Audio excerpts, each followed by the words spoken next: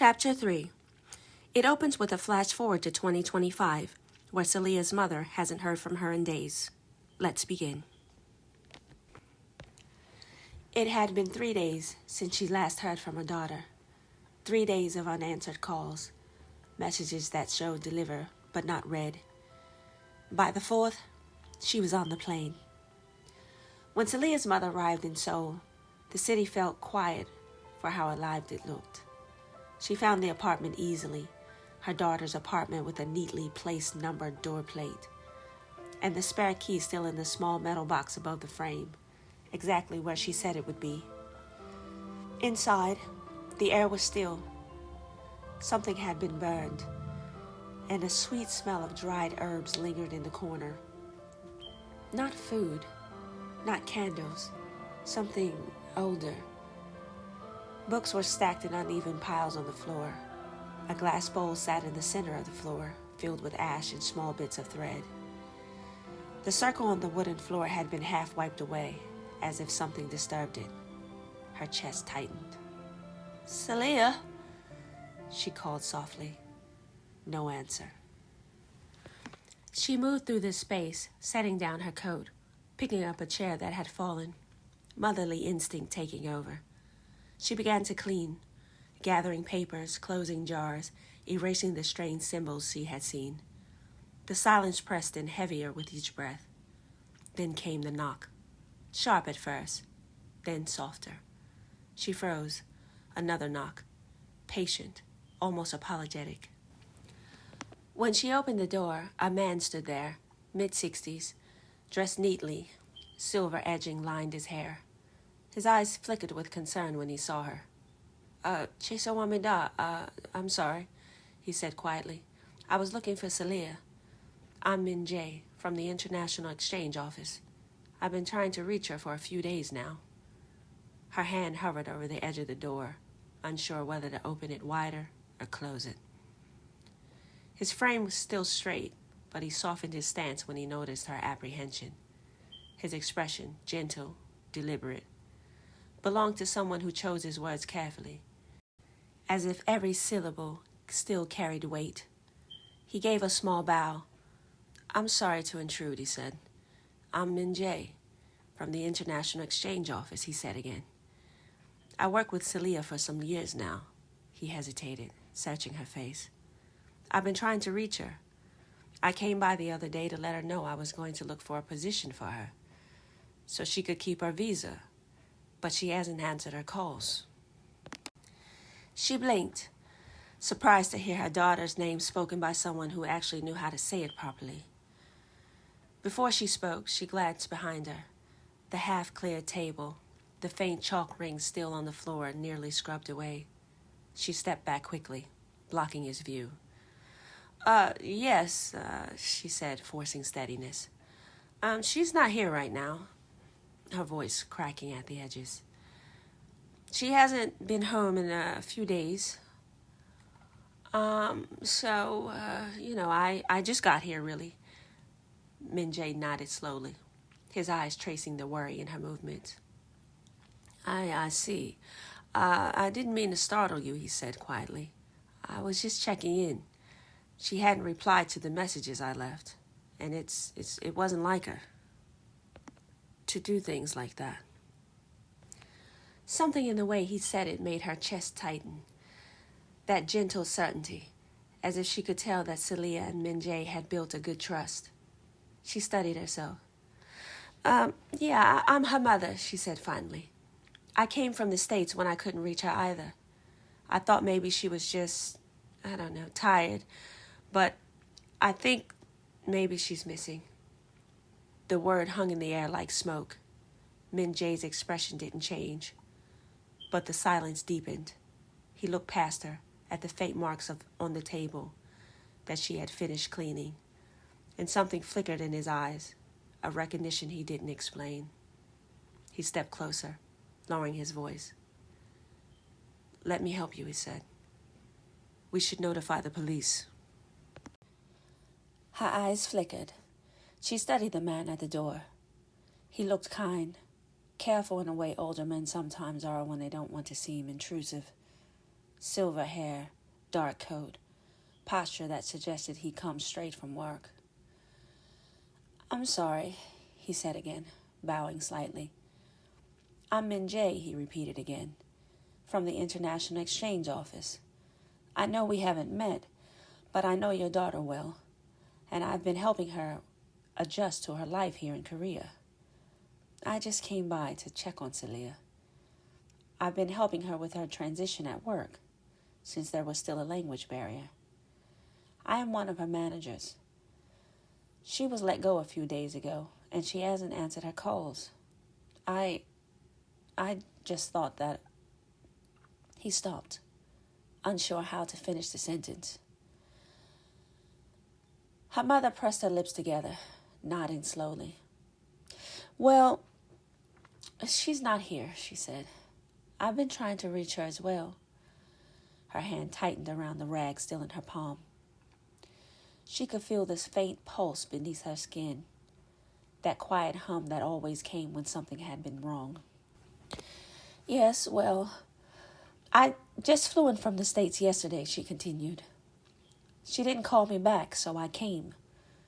Minjae's expression softened, concern creasing the corners of his eyes. I understand. She was quiet lately," he said, "kept to herself. I just wanted to be sure that everything was all right." She hesitated before answering. The scent of the burnt sage clung to her sleeves.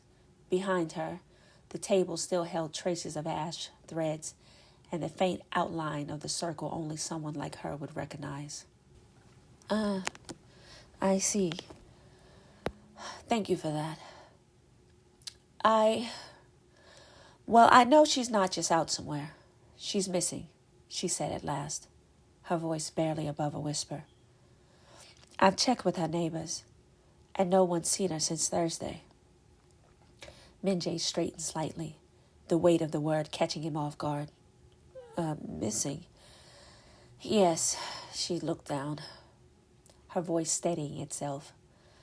"I was just about to contact the police, but maybe you can help me. You work with her, right?" He nodded quickly. Of course, whatever you need." She managed a small smile, polite, distant. "Thank you," she said. But in her eyes, something else moved, quiet, hidden, already searching beyond him. Finally, when he turned and left, she closed the door softly behind him. She could hear him beyond the door calling the local precinct. For a long time, she didn't move. Then, with a slow exhale, she turned back towards the table. Her hand hovered over the small, half-erased circle. The air shimmered faintly, the magic still warm. She whispered under her breath, "Oh, child, what have you done?" The scent of the sandalwood drifted throughout the small shop, soft, but sharp enough to sting. Outside, the market had gone quiet. Only the wind and the rustle of the paper clung against the window. Seleah stood at the center of the room, her hands trembling. Across from her, the young man and the woman that she called her mother and her father in another life stared back at her, as if the world had tilted. The father's face was pale, his breath uneven. The mother's eyes brimmed with tears she just couldn't understand. Hanrei said nothing. She simply watched, still as the statues that lined her shelves, her fingers resting on the cracked teacup. Seleah began. "I'm not lying, Dad," Seleah whispered. "You have to believe me. Dad, you disappear. And I came all the way back here because I wanted to try and stop it." The father's jaw tightened. "Disappear?" She nodded, her voice breaking. "Yes, in my time, no one knows what happened to you. Just gone. Your name, your picture, everything, suddenly." The mother reached for him, whispering, No, it's nonsense. But maybe she's confused." Seleah shook her head. "I'm not." Her voice was soft but unshakable now. She turned toward Hanrei. You knew, didn't you? The day I first came here? Hanrei exhaled slowly. I suspected, she said. The air around you carried something old. Her gaze drifted toward Minjae, who lingered in the doorway, pale and silent, his mind struggling to follow what he was hearing. He felt as though the floor beneath him no longer belonged to his world anymore. Hanrei set the teacup down, her voice even. Truth bends time, child. And time, when bent too far, bends us back.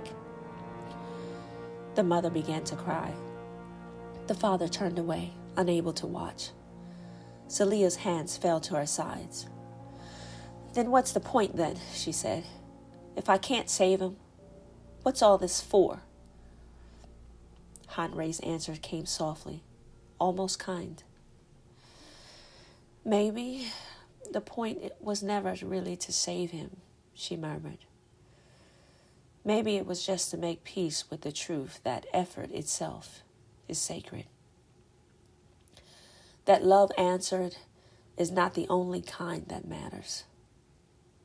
The room fell silent again, filled with only the faint hiss of the candle burning itself out. Seleah shook her head violently. No, she said. No, that's not possible. There has to be something we can do. We can save him. Seleah, her mother whispered, reaching out. What happens in the future? Hanrei placed her hand gently on the woman's knee and shook her head once. Seleah stepped forward first, voice sharp with frustration. No, you can tell us. You're supposed to be this ancient year-old sorceress. You could just tell us what happened, and I could cast a spell. Before she could finish, Hanrei's voice cut through the room. Enough, she said. Her tone wasn't angry, just final. She looked directly at Seleah. I am what you say, but power is always limited. However, she paused. With the power of 3, I can look. I can see deeper. Everyone looked around confused. Hanrei's eyes drifted towards Seleah's mother. Do you want to see? The father stiffened, turning to his wife. You knew? You knew something would happen to me? Her mother raised her hands quickly. No, of course not. I left that world behind, Thomas, I swear. I haven't practiced in, I don't even know how long. I don't even remember.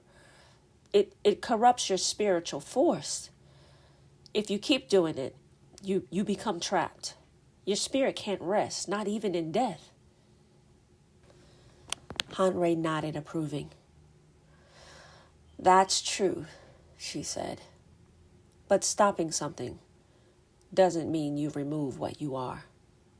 A vessel. Some vessels can cast with extreme accuracy, even after years of silence. It's in your blood, in Seleah's blood. She looked up at the old clock on the wall. It's nearing midnight. If you want to see what happens to him, we must begin now. Seleah looked at her father. He nodded once. Her mother hesitated. Then she surrendered. The candles were arranged in a loose circle on the floor. The room buzzed with quiet tension, thick enough to feel on the skin. Then they stepped into the circle. Hanrei took both their hands, mother on the left, Seleah on the right, forming a chain. The candle flames brightened, stretching upward. The smoke rose in thin white threads, then turned green, swirling together like a living mist. Minjae and Seleah's father stood frozen at the edge of the circle, watching, stiff like statues. Hanrei's eyes rolled slightly upward as she began whispering in a strange, fluid language. Hanrei's voice deepened as the smoke thickened. The green turned blue, colder, sharper. The room temperature dropped. Seleah's mother gripped her hand tighter. Hanrei leaned forward, her voice rising, the chant frantic now. Then, the blue smoke ignited into red, exploding outward into a silent burst. Every candle blew out at once. Then, darkness. No sound except for the faint hum of the refrigerator. Hanrei gasped, pulling in a ragged breath.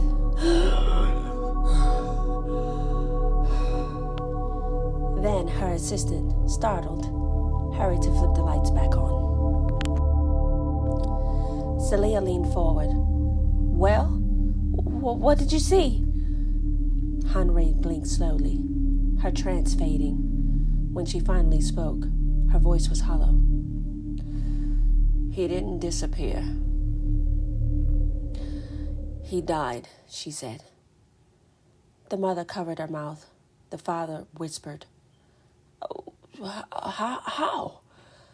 Minjae stood paralyzed. Hanrei shook her head. It wasn't clear. But I know this. He's not in this world anymore. She looked directly at Seleah, soft but firm. He dies 13 days from now. Seleah stumbled backwards, shaking her head. No, this can't be right. I can save him. I know I can. Hanrei stepped closer, placing her hand on her shoulder. Child, when a death is assigned, it cannot be undone without significant disruption to the fabric around it. Meaning, if you try to save his life, you'll risk losing many others, including your own. Seleah's face crumpled. She shook her head violently. I don't care about that. I'll try anyway. Hanrei closed her eyes briefly, knowing that was the exact response she was expecting to get. Hanrei leaned forward toward Rosalie. I need to speak with you, she said. Alone. The mother hesitated, then stood. Seleah's voice trembled. What are you talking about? Why? But the mother followed Hanrei into the back room without another word. Seleah sank to her knees, her face buried in her hands. The tears came slow and soundless. Her father crossed the room and pulled her into his arms, stiff at first, then tighter, his own breath unsteady. Neither spoke. Behind the curtain, the room was smaller, darker. The candles had burned low, and the air smelled of cedar and ash. Hanrei closed the door softly. You know what I mean by death assigned, she said. It can't be undone. You know that, and I know that. The mother voice broke. Then what should we do? Seleah's going to try to cast a spell anyways to stop it. You know she will. And you know we can't stop her. It won't matter, Hanrei said. The good thing is, a spell like that can't be performed by one sorceress alone. But that's not why I called you here, she added. The mother frowned. Called me? Here? Why? What do you mean? Hanrei studied her face. You asked me for something once, the day you came. Me? The woman's hand went to her temple. I came here? Hanrei nodded. Yes. Close your eyes. When Hanrei's hand reached her head, her palm touched her forehead. The room fell away. The memory came back, sharp and blinding. A younger version of herself, stepping into the same shop, grief written all over her face, a baby in her arms, her voice shaking as she begged. Please, I just want to know if my husband crossed safely. Please tell me. I need my daughter to find peace. And Hanrei, younger too, whispering. Then, I'll promise you this. The memory shattered. She gasped, her hand clutching her chest. Then what happened? She demanded. You didn't keep your promise, obviously.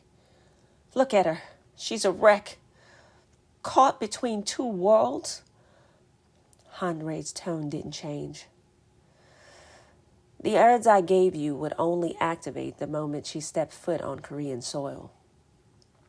As long as she stayed beyond the realm where the spell was cast, it would not take effect.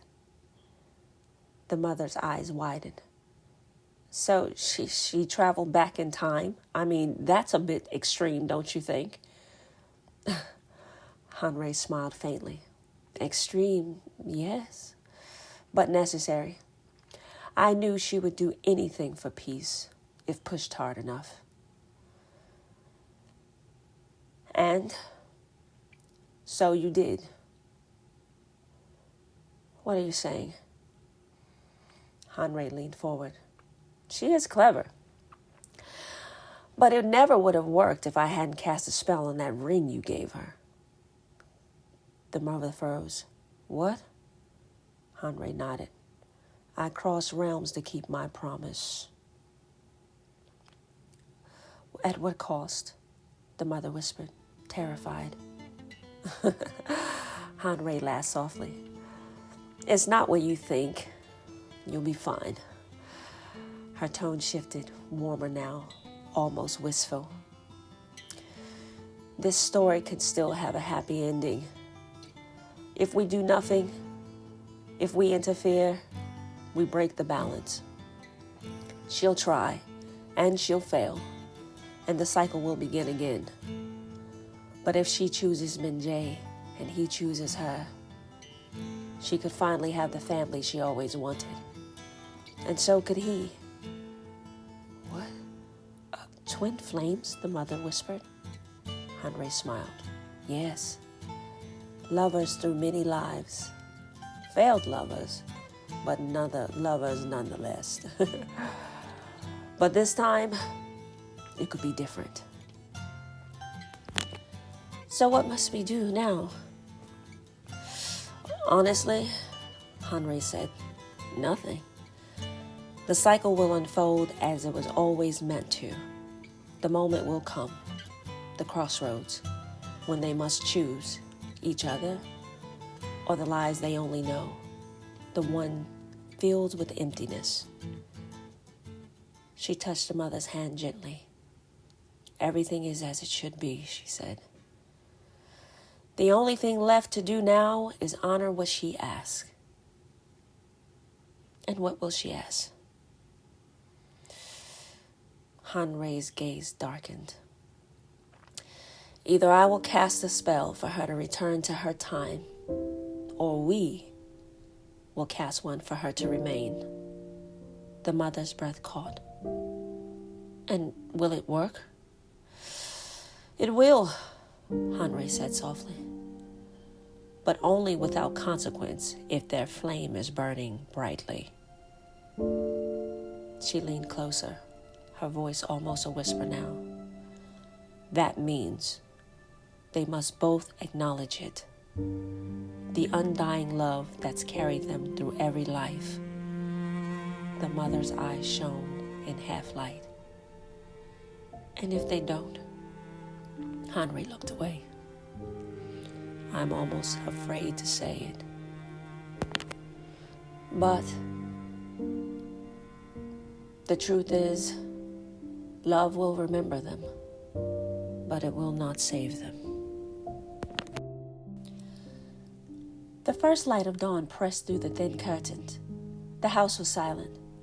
Seleah laid in her bed, staring at the ceiling for a long time. Her eyes were open but distant, fixed on nothing, or maybe everything she couldn't change. She rose without a word, slipped on her clothes, and left the shop. No note, no words, Outside, the air was cool and soft. She walked until she came to a park, where the trees caught the early sun and scattered it across the grass in pieces. She stood there for a long while, the wind pulling through her hair, her voice barely a whisper. "Why won't they help?" she said to no one. "I traveled across time. I know it can work." Her breath caught, a tremor running through her. "I know I can do it. I can fix it." A tear slid down her cheek, hopelessness and doubt, heavy as the morning mist. She closed her eyes, remembering the moment she thought she could change everything, the relief, the warmth, the lie of it. Then her expression shifted. "Okay," she whispered, wiping her face. "Forget magic. I can do this the old-fashioned way." Her heartbeat steadied. He can't die if he's not there to die. I just have to keep him from going out that day. She drew in a long breath, the sun rising behind her. Yeah, she said softly. "Yeah." She started to walk, but her voice trembled at the edges. Even she didn't believe her own self. Hanrei's shop sat quiet beneath the pale morning sky. The incense from the night before lingered faintly in the air, a ghost of what had been conjured. Outside, a car idled on the narrow street. Minjae sat behind the wheel, eyes red from the night he hadn't slept. He'd been there for hours, watching the window, waiting. When he saw Seleah step out at dawn, his chest tightened. She didn't look back once. He watched until she vanished around the corner, then finally opened the car door. The bell above the shop door chimed softly as he entered. Hanrei looked up from behind the counter. Her hair was still loose, her eyes heavy but calm. "Your turn," she said quietly, motioning for him to come inside. He hesitated in the doorway. "Yes," he said finally. "My turn." "We didn't finish our talk from yesterday." Hanrei's gaze flicked towards the street. She knew Seleah would not return for a while. "Yes," she murmured. "We have time. She'll be gone for a while," she said. She gestured toward the back room. "Come." "Wasayo," she said. "There are things you need to know before she returns." The room was dim again, only one candle burning. Hanrei poured tea, though neither of them touched it. For a long moment, she said nothing. Then softly, "You were a happy child once." Minjae looked up uncertain. She continued, "Your mother told me stories. She said you were bright, full of questions, full of laughter. You and your father were inseparable. You had a dog, didn't you?" He nodded slowly. "Yes." Hanrei smiled faintly. "She said you'd run through the park together every Sunday morning. That was your place, the park." Her eyes dimmed. "Until the day your father's heart gave out." Minjae's jaw tensed, but he didn't speak. "You were the one who stopped the traffic," Hanrei said quietly. "A little boy in the middle of the road, waving his arms, shouting for someone to help.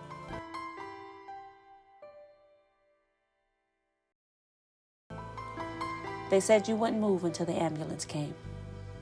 Minjae's eyes lowered. "After that, you changed. You stopped speaking. You had bad dreams, the kind that waked you up trembling in the middle of the night. Your mother said that you'd sit up at night staring at the wall, You were losing yourself a little more each day. She paused, watching his face. Your mother came to me then. For months, she asked for herbs, something to help you sleep, something to give you strength. I helped her, and I watched her grow tired with you. But she never stopped trying. Hanrei's tone softened further. Then, one morning, she told me something strange. She said that she'd been sitting beside your bed while you slept, and she heard you talking. She said you whispered, "I can save you." Minjae looked up sharply. She assumed that you meant your father, Hanrei continued. So in the morning when she asked you, "Who are you talking to, my love?" Hanrei's gaze grew distant. You told her, "My princess." Silence filled the room. Even the candle seemed to dim. When your mother told me that, Hanrei said softly, I know what she meant. Minjae drew in a breath. What did it mean? Hanrei shook her head. I know you don't believe in these things, and I'm not going to ask you to. You've seen what you've seen, and you know what you know. You can use your own logic to make the sense of it, however you need to. She leaned in forward. But one thing I want to ask you to do for me. For yourself, really. She waited until his eyes met hers. Search yourself, Minjae, thoroughly. If you care for her the way I think you do, she'll need you soon. Just be yourself. Do what your heart's been telling you to do. Don't question it. Don't think twice. Let your legs carry you to where your heart wants to go. Her voice fell to a whisper. Help her. It will bring you peace and happiness. Then, after a long silence, she asked, gently, directly, Do you believe me? Minjae met her gaze, his eyes faintly wet, but unwavering. Nay. Yes. Yes, I do, he said. Morning light spilled through the window of Hanrei's shop. The night before, it felt like another world. Seleah worked quietly, refilling jars and stacking dried herbs into small brown packets, trying to make herself feel small inside the silence. Hanrei hummed softly, pretending not to watch her. The shop carried a lighter air than the night before. Customers drifted in and out, laughter echoing faintly from the outside. By midday, the hum faded. Hanrei's hands slowly moved over the counter. Then, something changed in her face. A flicker, a stillness. She turned, opened the small refrigerator, and pulled out a container wrapped in cloth. Seleah, she said gently, take this to poor Minjae. He hasn't eaten. Seleah looked up, startled. How do you know? Hanrei smiled faintly. Because I do. I'm certain he told you where he lives. Find him, start with what you can remember, and don't come back until you see his face. Her voice lowered. I just want to make sure he's not off doing something illogical. Seleah hesitated. She nodded. Yes, ma'am. Across town, his apartment was quiet. Too quiet. He hadn't eaten in 2 days, maybe 3. The world around him had stopped making sense since he met her. He stared at the mess of papers on his desk, his hands shaking slightly. He'd missed work. No calls, no messages. His supervisor would surely reprimand him, maybe even fire him. Maybe that's what she meant by peace, he murmured to himself, half laughing. His head throbbed. He reached for his phone and dialed. When his boss answered, Minjae forced his voice steady. 안녕하세요. I'm very sick. I'm sorry. I can't make it in. but I'll try to work from home on the project. Surprisingly, his boss' tone was indifferent. Take the day, he said. Just send us what you have tomorrow. Nay, tomorrow, he repeated, hanging up. He stood. The room began to spin. Then everything went black. He collapsed before he could even take another step. By the time she reached the high-rise building, the sky had turned pale gold. The air smelled faintly of rain and city dust. She paused at the entrance. Tall glass doors, a uniformed guard at the desk. Through the window behind him, she could see the park that Minjae once mentioned. Green, wide, endless. For a moment, she forgot why she was there. Then she remembered the food in her hands. She bowed slightly, her Korean halting. 안녕하세요. I'm visiting a friend, Kim Minjae. I bought side dishes. The guard smiled. Nay. Elevator's over there. He pointed down the hall. Seleah nodded, confused, clutching the food tighter. She wandered through the corridors, turning down the wrong halls, the hum of the fluorescent lights humming, following her. After several minutes, the guard reappeared, shaking his head with a grin. I'll take you, he said kindly. She fell in a step behind him, letting him lead. When they reached the floor, he gestured toward the door and walked away. Seleah hesitated, then knocked. No answer. She knocked again, harder. Minjae? Silence. She pressed random numbers on the keypad, each beeping, echoing louder than the last. Error tones. Another knock. Error tones. Then, a sound, a faint groan from behind the door. Her stomach dropped. She ran back down the hall, shouting for the guard. Moments later, they both returned together. The guard fumbling with the key. The door swung open. Minjae lay crumpled on the floor, pale and barely moving. Seleah dropped to her knees beside him, her hands trembling. Minjae, she whispered. Please, wake up. Eronayo. His eyes fluttered once, then closed again. She pulled him into her arms, tears already falling. I found you, I'm here, she said through her breath. I found you, it's okay. Kanchanayo. The guard rushed forward, fumbling with his phone. I'll call for help, he said, but Minjae's weak voice cut through the panic. No, I'm fine. Kanchanayo. He tried to sit up. Seleah gently assisted as he began to rise. You're not fine, she said, still crying. You passed out. He gave a faint, shaky laugh. It's nothing. I just forgot to eat, he said. The guard hesitated, watching the scene unfold, then nodded when Seleah looked up at him. Please. It's okay, she said softly. I'll take care of him from here. After the door closed behind the guard, the apartment fell quiet again. Seleah helped Minjae up, guiding his arm over her shoulder, steadying him as they made their way to his bed. Easy, she whispered. You're heavier than you look. He smiled faintly. That's not the compliment you think it is. She ignored him, lowering him carefully onto the bed. The kitchen light glowed softly as she moved about, heating water, stirring rice into porridge, humming without even realizing she was doing it.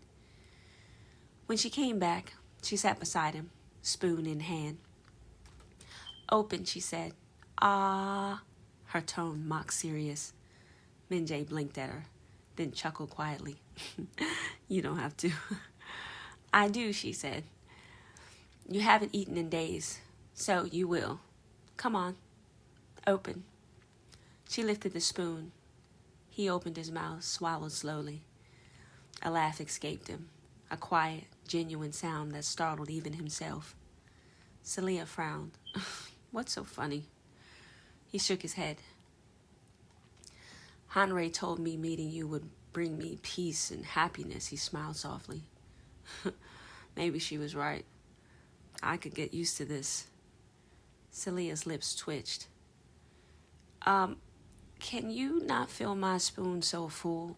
He added, pretending to wince. She looked up, playfully cross. Don't press your luck. They both laughed, softly, freely. As the morning light spilled in across them, for the first time, it felt like the world had stopped turning just for them. Elsewhere, the evening air carried the sound of crickets. Inside the small house, Rosalie sat next to her husband, who rubbed her belly, the essence of baby Seleah gently turning over in her wound. Thomas sat nearby, his face lost somewhere between wonder and sorrow. I can't believe it, Rosalie whispered. Seeing her, older, standing right there. Thomas's voice was low. Yes, and knowing in 13 days I'll be gone. She looked away, tears bright in her eyes. Henri said it can't be changed. That it's assigned. He nodded slowly. But she's gonna try anyway. Yes, Rosalie said softly. She'll try, and when she fails, she'll lose herself. She traveled all the way back in time to stop it, to stop this. There is nothing we could possibly say to her to make her change her mind after all of that. I mean, can you blame her? He exhaled, leaning back. Actually, no, I can't. It's a bit comforting, and that's what makes it so hard. Rosalie nodded. It is. But if we don't give her closure now, she'll leave this world empty. Thomas studied her face. So what do we do? She smiled faintly. Spend time with her and give her your blessing. He frowned. My blessing? For what? Rosalie tilted her head. You know, the lanky fella. He chuckled under his breath. Oh my goodness, what are you up to now? Don't you want our baby to be happy? Of course I do, he said. I'll do anything. Then give her your blessing. He reached out, rubbing her belly again. He didn't look up when he asked. So, you're a real witch or sorcerer or what is it? Rosalie's eyes softened. Yes, my mother's line. It's real. He nodded slowly. Really real? She smiled sadly. Yes.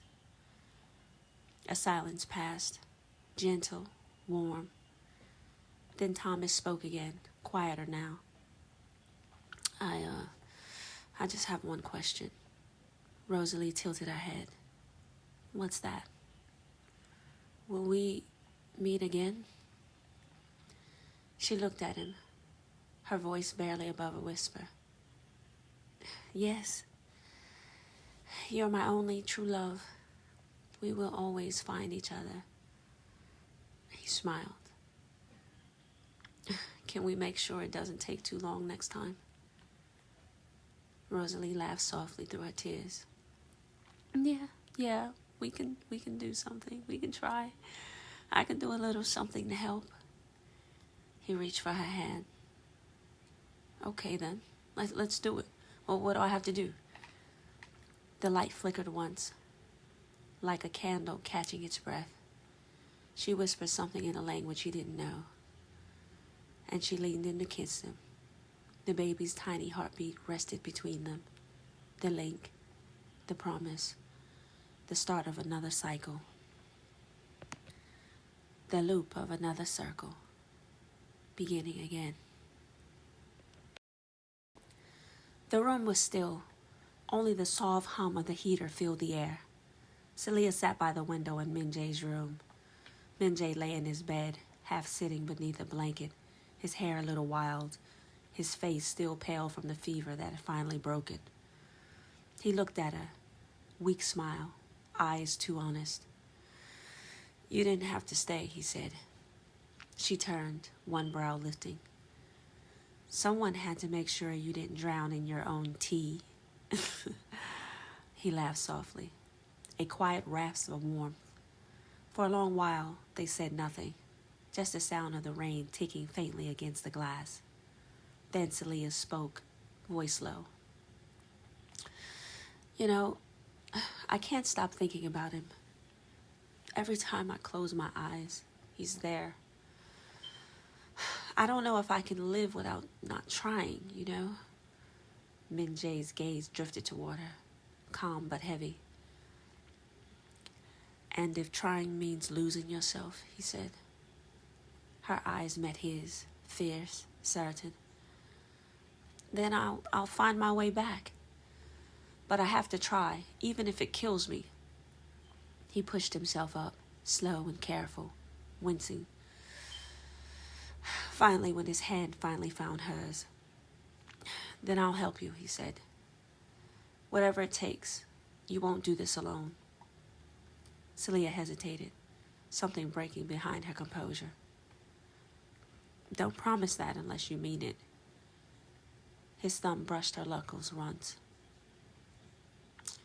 "I don't make promises I can't keep," he said. The silence that followed wasn't empty. It was full. Full of everything that neither of them dared to say. The next day, steam curled above the teacups, ghost-like in the light. Hanrei stood behind the counter. Seleah sat between her parents. Minjae lingered before he sat, uncertain, his hands folded in his lap. The air was thick with the weight of things unspoken. Her father looked across the table, his voice measured but tired. "Seleah," he said quietly, "I know what you're planning." He exhaled. "And you can't do it." Her chair creaked as she leaned forward. "I'm sorry, but you can't stop me," she said. I don't want to stop you," he said, his eyes dim. "I want to spare you. My time is already written." Seleah's jaw tightened. "Written by who?" She snapped. He looked down at his tea, shoulders sagging. "Look, I have accepted it. Whatever this is." The room went cold. "So what? You're gonna just give up?" she whispered. No one answered. Even the clock on the wall seemed to hold its breath. Seleah stood abruptly, tears breaking through her anger. "Then you know what? I can't stay here. I can't stay and just agree for you to just lay down and die." She turned and left, the doorbell clanging sharp against the quiet. Hanrei stood there, watching the doorway, long after she was gone. Finally, she turned to Seleah's father, voice soft, almost mournful. "She won't stop," she said. "I know," he murmured. "That's the part that terrifies me." Hanrei walked closer, her presence like a scent of smoke and herbs, calm, but never still. "She's her mother's child. If you block her, she'll only break through harder." He looked up, grief dark in his eyes. "So what do we do?" Hanrei placed her hand on his arm. "Let Minjae stay by her side. He's steady, loyal. He'll know how to keep her grounded." He frowned slightly. "And you think that's going to be enough?" "No," she said simply. "But it's what we have." She turned toward the window, thinking, eyes lost, drifted off to another place. "We'll need to do more than protect her," she murmured. "We'll need to prepare her. My worry is that The anchor that she used was you, Thomas, in order to cast that spell. The ring. And if something happens, or when, she will no longer have a stable connection to this time. Time travel is very tricky. Needless to say, let's not get ahead of ourselves.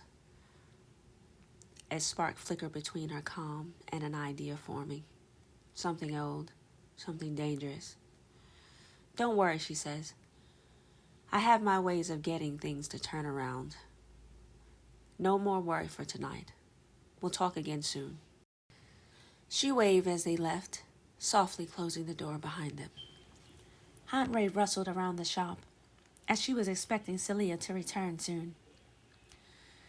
If she truly means to change what's written, she said to herself, she'll need a tether strong enough to survive the unraveling. The light shifted, catching her green eyes. Maybe the key isn't stopping her fate. Maybe it's keeping her alive long enough to finish what I've started. The shop was nearly dark. Only one lamp burned in the back, its light bending through jars of dried herbs, making the walls shimmer green and gold. Hanrei sat behind the counter, sorting leaves into a bowl, when the bell over the door gave a small, tired ring. She didn't look up. You came back, she said quietly. Seleah stepped inside, her shoulders slumped, her voice hoarse from arguing, crying, and talking to herself. I couldn't stay there even though I wanted to, she said. They all look at me like I'm crazy. Hanrei glanced up now, eyes calm and clear. Are you? Seleah froze in the doorway. Her answer came sharp, almost a whisper. No. Then sit, Hanrei said. Crazy or not, you look like a woman carrying too much. Seleah sank into the chair opposite her. The silence between them was heavy, not uncomfortable, just true. Finally, Hanrei asked, her tone soft but precise. Tell me why you're so determined to save him, even if it means losing your life. Seleah's hands clenched in her lap. She tried to speak twice before the words finally came. Because he asked me to. Hanrei blinked once, slowly. What do you mean he asked you? Seleah looked up, her eyes glassy, rimmed with exhaustion. In my time, before I came here, he visited me, often. Not like a dream, not really. He'd just appear. Some nights, I'd smell his aftershave or hear his laugh. I thought I was losing it, but it kept happening. And then, on New Year's, when the moon was full, her voice trembled. He was right there. He looked at me and said, Find me, Seleah. Please, find me before it's too late. Hanrei had gone completely still. The candle beside her flickered. Its flame turned green for half a second. Seleah noticed, but she said nothing. Finally, Hanrei leaned forward, voice barely a whisper. When were you born? Seleah hesitated. January 1st, she said quietly. Why? Hanrei sat back, exhaling through her nose, half awe, half understanding. Of course you were. Seleah frowned. What does that mean? Hanrei's gaze lifted, her tone measured, reverent. You were born under the mirrored moon. It's rare. 2 full moons reflecting across time, one in this world, one in the next. Children born under that light can walk between both worlds. They dream across lifetimes. They're able to call to the ones that have passed and hear those who cannot rest. Seleah's throat tightened. So, I'm not imagining him? Hanrei shook her head. No. You're calling him. And he to you. and every time you think of him, you pull him closer. You've done it so many times the veil between you has thinned. Seleah's voice fell to a whisper. Then I can save him. Yeah? Hanrei's eyes softened, but something behind them flickered. Pity, maybe, or the quiet ache of someone who already knew the ending. She said nothing at first, only the sound of her hand brushing across the counter, collecting the stray leaves she had been sorting. When she finally spoke, her voice was careful, almost tender. There are things in this world that even magic cannot undo, child. Seleah's head snapped up. But you just said... I said you have power, Hanrei interrupted gently. And you do. But power doesn't mean control. Sometimes it only means connection. Seleah's brows furrowed, confusion shadowing her eyes.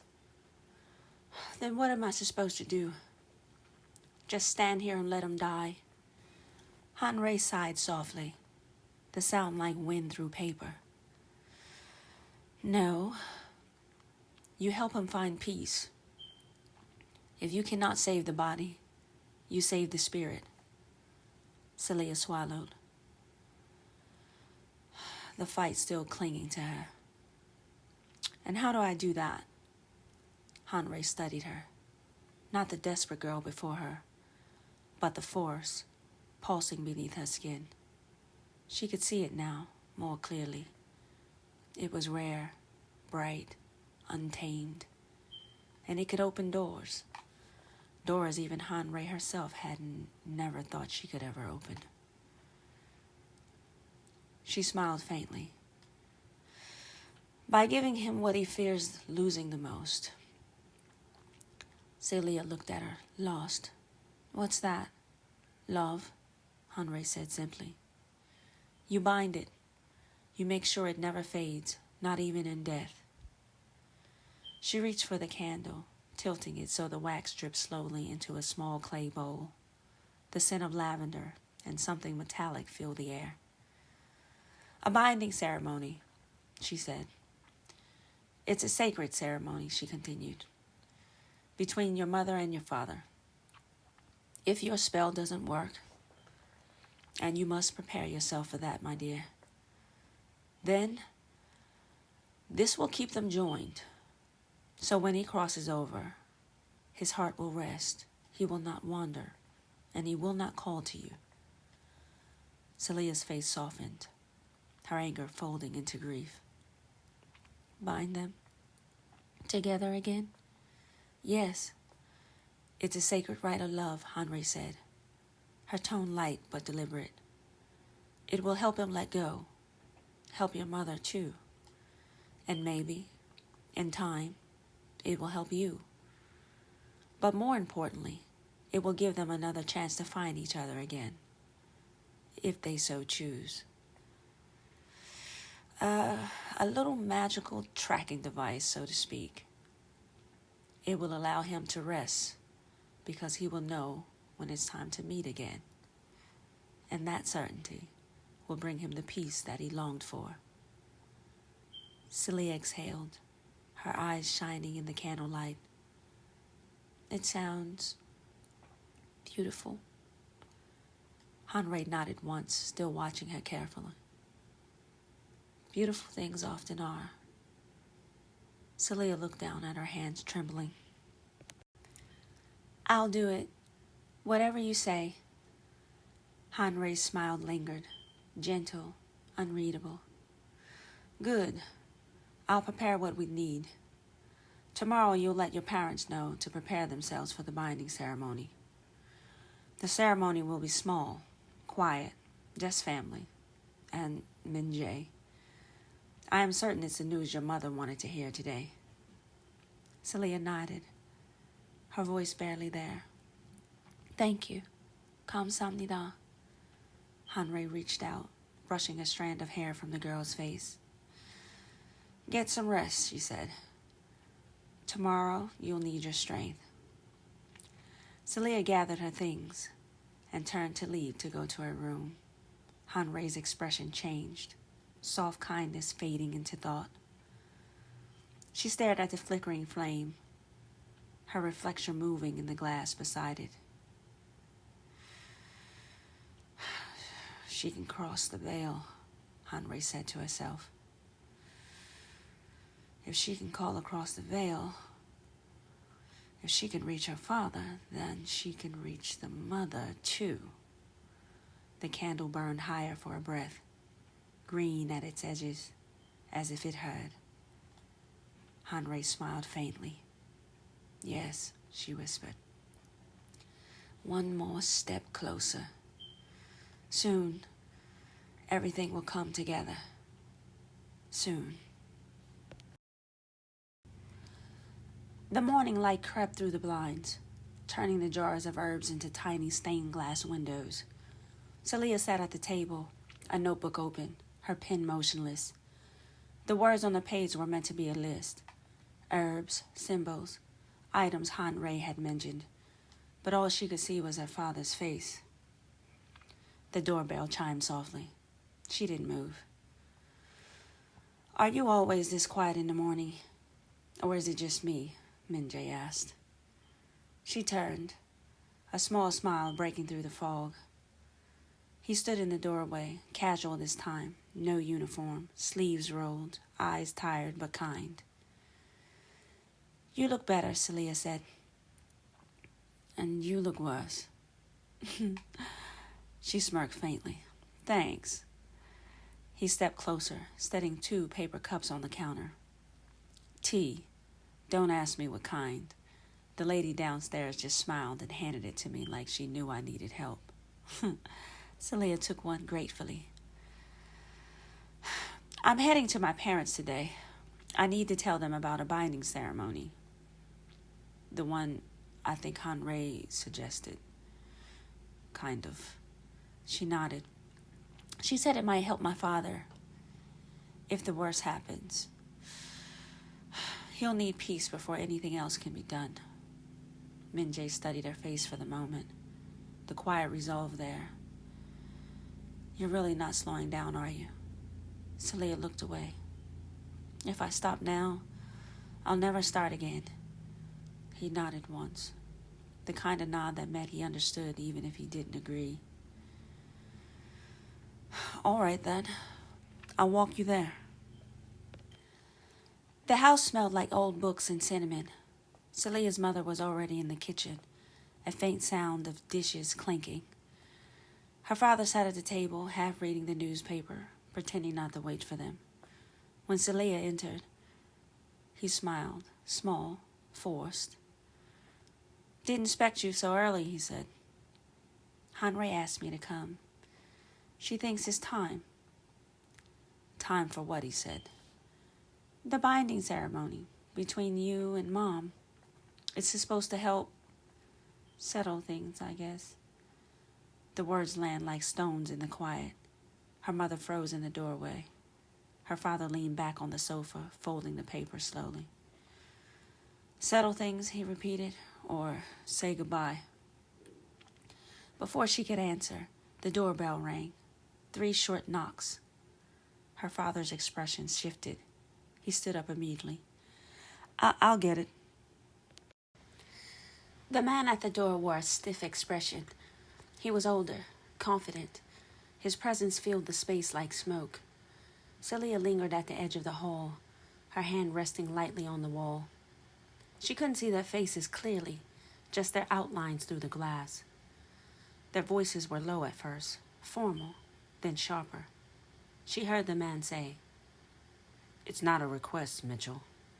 It's an order. Her father's voice followed, restrained but taut. With all due respect, sir, this isn't protocol. His commander leaned closer, his voice colder. Then consider it an exception, he said. Silence. Then the soft scrape of boots on the porch. Seleah stepped closer, the tension pulling her forward. Through the window, she saw the man's shoulders and his outline. And she also saw her father's shoulders stiffen, the kind of posture he only used when something was very wrong. When he turned back inside, his face was pale, jaw tight. Her mother's eyes searched his from across the room. Everyone could see the tension in his face. "What was that about?" Seleah asked. He hesitated. "Orders, a reassignment, temporary." Seleah frowned. "You don't think we believe that?" He looked at her sharply, startled that she had spoken. Then he sighed. "No, I don't. He's been watching me for a few weeks now, ever since I questioned the last mission. I felt he had been responsible for the loss of one of our comrades." Seleah's mother: "You think he's targeting you?" "I think he really just wants me to keep quiet. Fall in line with the rest," he said. A silence fell. Then Minjae's voice, steady from where he stood near the door. "Then you can't ignore it. File a complaint." Her father gave a bitter laugh. "That's not how it works, honestly." "Maybe not before," Minjae said. "But maybe that's exactly how it changes. If you push back now, it could stop him, or maybe he'll just think he can just do anything he wants." His father studied him, the younger man's conviction surprising him. "Do it, Dad, please." He looked between them, his daughter's eyes, Minjae's steady calm, and finally he nodded. "I'll give it a go. I'll file the report. What's the worst that could happen? Tomorrow, then. I'll do it tomorrow." Seleah and Minjae walked back towards Hanrei's shop, the street lights flickering one by one. Seleah was quiet. Her mind was running. Finally, she spoke. "There's something off about that man, the commander," she said. "The way he looks at my father, like he's already guilty of something." "You think he's connected?" Minjae said. "I don't think," she said softly. "I feel it." He glanced at her, half skeptical, half believing. "So what are you going to do?" "I'm going to watch him. Follow him if I have to." He stopped walking. "Seleah, I'm serious." He exhaled, rubbing the back of his neck. "You know this could go wrong in every possible way, don't you?" She gave him a small, defiant smile. "Then, I need you to make sure that it doesn't." He looked at her for a long moment.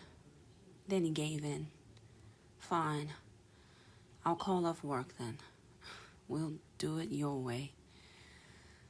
They started walking again, side by side now. Ahead, a faint glow of Hanrei's shop spilled into the street like a beacon. Minjae quietly said, "And after? What happens after?" "After what? The ceremony," Seleah said. "Well, we see what fate decides next." "That's all I can do, really." The light from the shop shimmered green for just a second, and neither of them noticed. Morning light poured through the front windows. Seleah stayed nestled in the back rooms, too stressed to dare to be cheered up by the light. The smell of dried herbs and seeped tea filled the air. Minjae leaned against the counter, half smiling as Hanrei handed him a small bag of herbs. "For energy. You both look like ghosts." "Maybe we are," he said. Seleah appeared from the back room, hair pulled back, clothes plain, no fuss. "You're early again." He shrugged.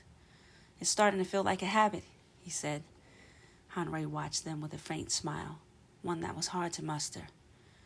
Knowing eyes, glaring. "Habits can be good," she said, trying to break the tension. "They keep us alive," she said. Seleah rolled her eyes, but smiled back. Breakfast first? Minjae nodded. Then herb shopping, he said. And maybe that dress shop near the station. She paused. You're actually trying to remember things now? Seleah said. He grinned faintly. Trying to. The sun hung low, tinting the sky gold. They walked side by side through narrow lanes lined with stalls. Herbs bundled in string, bright cloth swaying in the wind. Minjae carried most of the bags. Seleah kept shopping to pick out small bottles or dresses that caught her eye.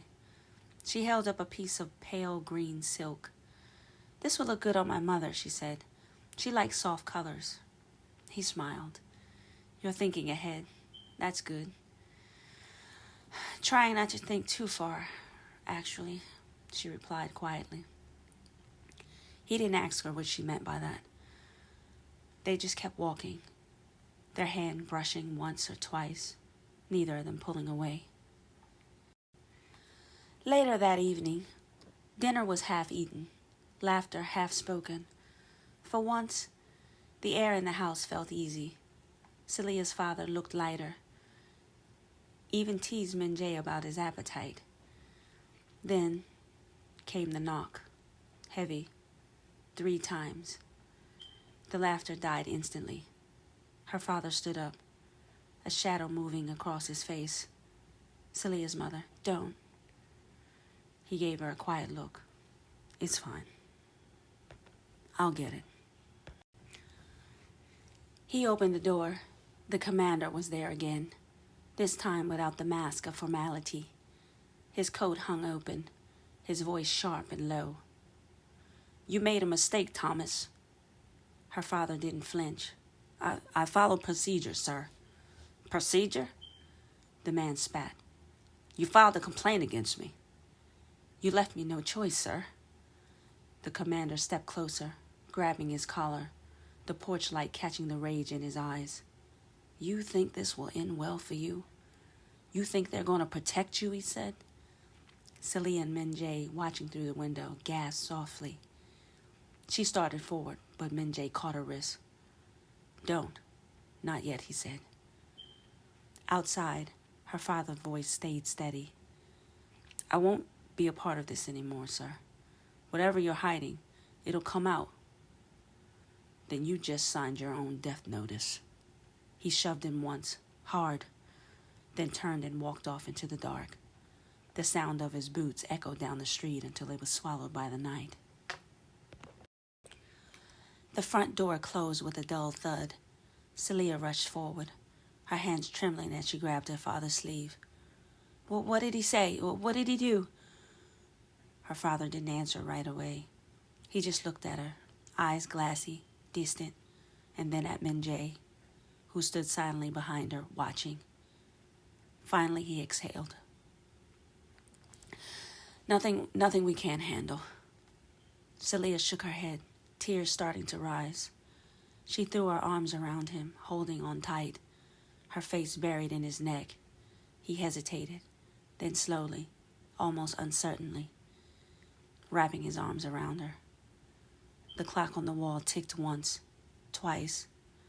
In the corner, the candle Hanrei had given them for protection flickered, its flame bending green for the briefest moment, before studying itself again.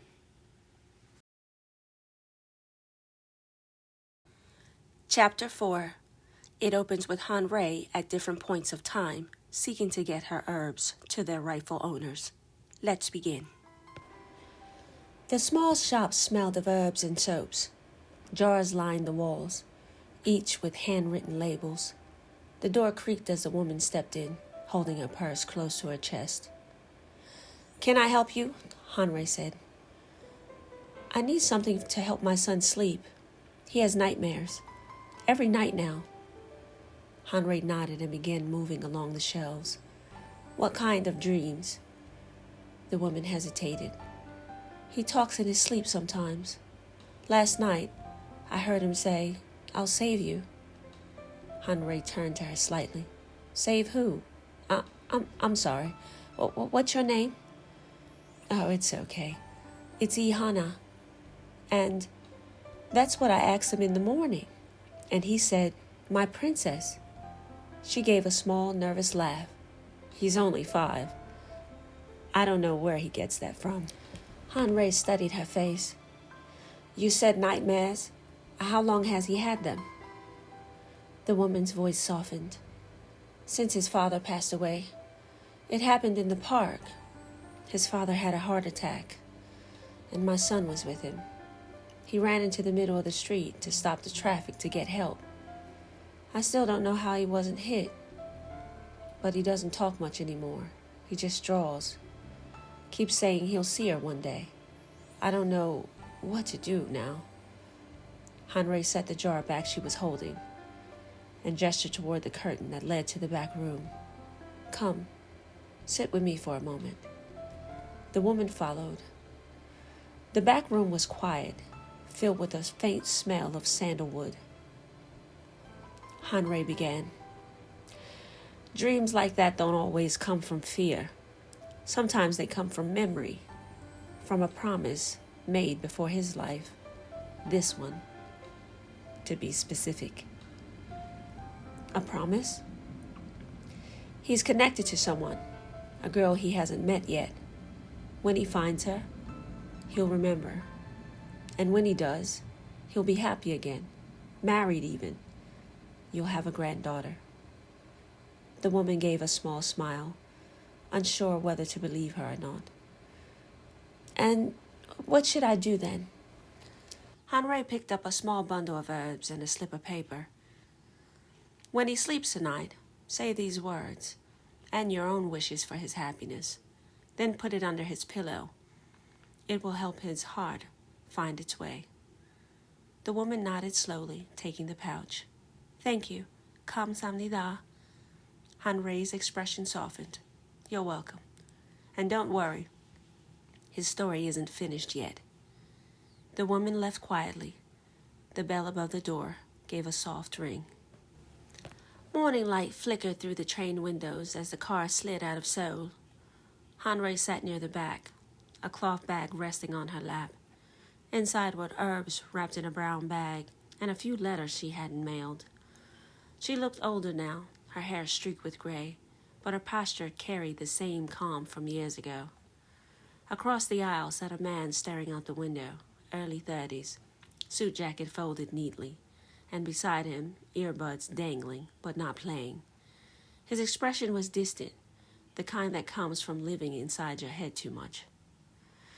When the train slowed, Hanrei rose to stand near the door. The man shifted and stood as well. He glanced up for only a second. She turned slightly, just enough to see his face. Something in her paused. When the train finally came to a stop, the door stuck halfway open. She pressed the button twice, but they didn't move. The man walked up behind her. Let me try, he said, reaching over to hit the switch. The door slid open with a hiss. She turned slightly, just enough to see his face. Thank you, kamsamnida, she said. He gave a small nod and stepped aside to let her through. As she passed, she slipped her hand into her coat pocket, then brushed his sleeve, leaving the small bundle tucked inside his jacket pocket without him noticing. She stepped off the train without looking back. Got you, she said. The packet of herbs, the same blend she'd once given the 2 mothers half a lifetime ago, had finally reached their destination. As the train faded into the distance, he went on his way through the crowd. She whispered to herself, now it begins. Sunlight poured through the bedroom window, warming the open suitcase on the bed. Seleah moved between the closet and the dresser, folding clothes into neat stacks, then tossing half of them back out again. I know it sounds impulsive, Mother, but it's not. I got the offer months ago. Her mother sat on the edge of the bed, folding one of Seleah's sweaters. And it's not just about the job, you know. I think it's just, I want to see where you lived, where he lived, just to feel it. Her mother looked up at that, not startled, more like remembering something buried under the years. She stood without a word and left the room. Seleah kept packing, talking through the open door. I mean, I know he didn't grow up in Seoul, but it's something. The closest I'll ever get, maybe. The sound of the drawer opening, soft rustling. Her mother returned with a small fabric satchel, old, a little faded, but still knotted at the top. She didn't explain. Just waited for Seleah to turn around, then slipped it quietly into the layers of her folded clothes. Seleah looked at her. What's that? Nothing bad. Just something that keeps you grounded, she said. As Seleah went back to packing, her mother placed her hand over the bag for a second longer, lips moving in a quiet prayer. She didn't say the words out loud, but in her mind. Please, let them still carry something. The suitcase zipped shut. The satchel disappeared into it, unseen. Meanwhile, in 1995, Hanrei watched from behind the counter as she ate her breakfast, small bites of rice and kimchi, chopsticks resting between her fingers. She didn't stare openly, just enough to let herself enjoy the view. Minjae and Seleah moved around each other so easily, effortlessly. Natural. The kind of connection that grew, even when no one watered it. The kind people talked about in poems, but rarely saw in real life. Hanrei smiled to herself. They thought that they were just helping each other, running errands and passing time. But she could see that glow around them, that soft light that wrapped itself around two people who belonged together long before they knew it. Would they call it love? No, not yet.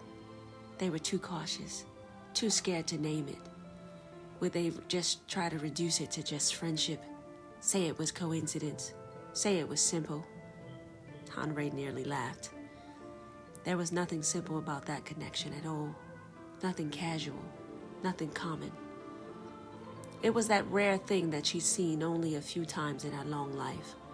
The way two people could just click without even trying. The way curiosity slipped between them like a quiet current. The way their conversations never seemed to run out. All night, all day, it was magic. The kind that she used to believe that she could keep for herself once. Her eyes softened at the old memory sweeping through her. A warm hand, a laugh. She'd never forgotten. The feeling of being seen, truly seen for the first time. It was amazing. She blinked the memory away just in time to see Seleah and Minjae at the door. Seleah slipped her coat on. Minjae grabbed a list of herbs they need to collect for the day. Hanrei straightened. Going out again? Seleah nodded. We need a few more herbs for the ceremony. She glanced at Minjae. And a dress. Hanrei smiled knowingly. Well then, don't be long. The moon doesn't wait for anyone. Minjae opened the door for Seleah without even thinking. She stepped outside without even noticing she responded to him like she had known him her entire life. Hanrei watched them disappear down the road, their shoulders close, their steps unconsciously matching. Go on then, before time decides for you, she said to herself. The bell above the boutique door chimed as they stepped in. It wasn't a flea market stall or a sidewalk vendor. This was a real dress shop. Fitted mannequins, silk-covered hangers, warm lighting that made everything look expensive. Seleah stopped just inside the doorway and looked at Minjae. Did you forget that I don't have a job? She said jokingly, but her eyes flicked over the prices. They weren't small. Minjae didn't miss a beat. Of course not, he said. He stepped ahead of her, opening his palm toward the rows of dresses. Let's look anyway. Seleah shook her head, but she followed him in, unable to stop the small smile pulling at her mouth. She didn't see the way he glanced at her first, at her face, not at the dress racks, as if searching for the one that would make her shine. Seleah moved along the rack, fingers brushing the fabric of ceremony dresses, soft creams, pale blues, warm pink tones. Minjae stayed close, but not hovering. He waited with that calm patience he always had around her, like he knew she'd pick something far too modest. He was right. She reached for a simple beige dress, nothing fancy, nothing that stood out, something safe. Before her hand touched it, Minjae gently placed another dress in front of her, a black one, clean lines, sleek, elegant. It was a kind of dress that was meant for being seen, not hidden.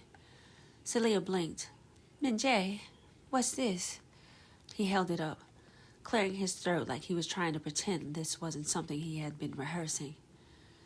I know I promised I'd stay close, help keep an eye on your father, and I meant that. He paused. But I need you too. She looked at him, confused for a moment. What do you mean? Minjae shifted, suddenly awkward in a way she rarely saw. I have a company banquet coming up. It's a lot. Everyone goes with someone, and He swallowed. I hate going alone. I don't want to go alone. She softened instantly. And you want me to go with you? He held the black dress up like a peace offering. Yes, if you'd come. Seleah stared at the dress, then at him. There was almost something vulnerable in his eyes. Not romantic, not yet, but wanting. Wanting her presence, her company, her steadiness. She ran her fingers over the fabric. You really think I could wear this? It's off the rack. Just try it. She laughed under her breath, shaking her head at him. But she didn't say no. Instead, she turned to the ceremony rack and pulled out a soft cream dress, the one her mother would approve of, the one that felt gentle and right. She held it against herself. And this one is for the ceremony, she said. He nodded, looking her over with a smile he tried to hide. Good choice, he said. She glanced between both dresses. Minjae, these cost money. Without hesitation, he reached for them. So, I invited you. I'll take care of it. Seleah didn't argue. She just watched him pay, confident, sure, a little proud. And she couldn't help the thought. It slipped so gently and quietly into her chest. He was becoming important. Too important, maybe.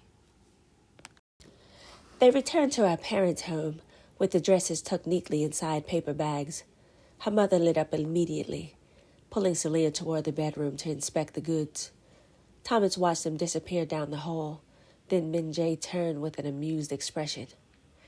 Well, looks like you survived dress shopping, he said. Minjae grinned. Barely. Thomas slipped on his shoes. I need to run an errand. Seleah peered halfway down the hall, glancing back at Minjae. She didn't say anything, just lifted her eyebrows in that quiet way that meant, go with him. Minjae caught it instantly. I can join you, if that's all right. Did Seleah pay you to be my bodyguard? He said. No. I figured she'd want some time with her mother, and I wouldn't mind the walk. Thomas nodded, opening the door. All right, then. Let's go, he said. They stepped outside. The air was cool and bright. At first, they walked casually, talking about small things, the weather, the shop, the ceremony prep. But a few blocks in, Minjae's tone shifted. He began to slow. Can I ask you something? He said. Thomas looked over. Sure. Minjae hesitated. The kind of hesitation that comes when the truth is too big to rush. Are you afraid, he said, of what's coming? Thomas didn't answer right away. He kept walking, hands in his pockets, eyes on the path ahead. And Minjae waited, heart beating harder than he expected. Because this wasn't a question about fear. It was a question about love, about letting go, about holding on, about Seleah. And Thomas knew it. Thomas kept walking for a few steps, his shoes crunching lightly over the gravel as he let Minjae's question settle. He didn't rush. He never did. Finally, He glanced at Minjae with a faint smile, tired, warm, and real. You want the truth, he said. Yes. Thomas exhaled slowly, the air leaving him like he'd been holding it for months. Yes, I'm afraid. He looked down at the road, voice quiet. I think anyone would be, knowing there's an end coming. Minjae swallowed. Chesawamida, he said. I'm sorry. Thomas shook his head. That's not the part that scares me, son. The word son hit Minjae differently. It wasn't casual. It wasn't forced. It slipped out like something natural, something true. Thomas continued. What scares me is what happens after. To them, he paused. To my wife and to Seleah. Minjae nodded slowly. Ihe soyo, he said. I understand. Thomas gave a low laugh. Do you? Maybe you do. You seem like the type who carries more weight with you than you let people see. Minjae looked away embarrassed. You asked if I'm afraid of the outcome. He nodded. Yes, but not of dying. Minjae's chest tightened. Thomas looked directly at him. I'm afraid she won't have the anchor she needs. I'm afraid she'll be alone. I'm afraid she won't stay as long as she deserves to. Minjae's eyebrows pulled together. Why wouldn't she stay? Thomas studied him for a long moment, as if deciding how much to say. Then, when you love someone, really love them, they become your reason to stay, your reason to breathe, your reason to fight. Minjae felt those words land heavily on him, warm at the same time. He lowered his gaze. Thomas nudged him gently with his elbow. You're already halfway there. I could see it. Minjae blinked, startled. Halfway there, Minjae said. Thomas chuckled. Toward her. Minjae opened his mouth, then closed it again. Unsure what to say, really. Thomas kept walking, his voice softer now. I know you feel something for her. I know she feels something for you. Minjae's pulse quickened. You remind me of myself when I was your age. Quiet, careful. Trying not to want more than life says you deserve. The words broke something in Minjae he didn't expect. He almost stopped walking. How do you know? About wanting more, he said. Thomas smiled. Small and sad. Because I loved a woman. I loved a woman that I never thought I could have. He looked toward the horizon, eyes soft with memory. Your mother-in-law was the most beautiful woman I've ever seen. I thought she was out of my league, really. Too good for me, too strong. Minjae felt his throat tighten. And yet, she loved me. That love saved me, gave me a family, a daughter who lights up the world, sets it on fire just by breathing. Minjae looked down at the ground, overwhelmed. Do you think she could love me like that? Thomas stepped closer, placed his hand on Minjae's shoulder. Son, she already does. She just doesn't know how to say it yet. Minjae's breath caught, sharp, unsteady. Thomas squeezed his shoulder. But the real question is, do you want her? Not casually, not safely, not halfway. I mean all the way. Minjae didn't hesitate this time. Yes. His voice was quiet but firm. I want her. And I want a family, a life, someone who chooses me. Thomas smiled, warm and satisfied. Then You have my blessing. Minjae blinked hard, emotion hitting him fast. But if you hurt her, Thomas said. He nodded toward the sky with mock seriousness. I'll haunt your ass. Clean out of Korea. They both burst into laughter. Real, full, unguarded. They kept walking, lighter than before, the air easier now between them. And for the first time, Minjae felt like he wasn't walking alone anymore. Back at home, the air felt lighter for the moment, almost peaceful. Rosalie and Seleah moved from room to room, putting away dishes here and trying on dresses there, smiling in that polite way women smile when they're trying to forget the truth sitting in the center of the room. Then the phone rang, one sharp ring. Both women froze where they stood. It was a kind of silence that falls when two hearts dropped at the same time. Rosalie swallowed and answered softly. Hello? A pause. Her shoulders loosened. Oh, it's Henri. Yes, we're home. Seleah exhaled, relief loosening her chest. Rosalie turned slightly away from her daughter, keeping her voice bright. Of course. Then she began speaking quietly. You want to speak with me? Alone? A stunned beat. Yes, I'll come. She kept her smile plastered on her face until the call ended. Seleah didn't ask. She just kept folding dresses, pretending that she accepted whatever that was about. But the moment Rosalie stepped out, Seleah's heart thudded. Something was wrong. Something was always wrong. Seleah had made up in her mind that she would pay Henri a visit later. She felt like she was more in the dark than she wanted to be. She knew Henri wasn't telling her everything, but she knew she wasn't being manipulative, just not forthcoming, and not focused on her main priority.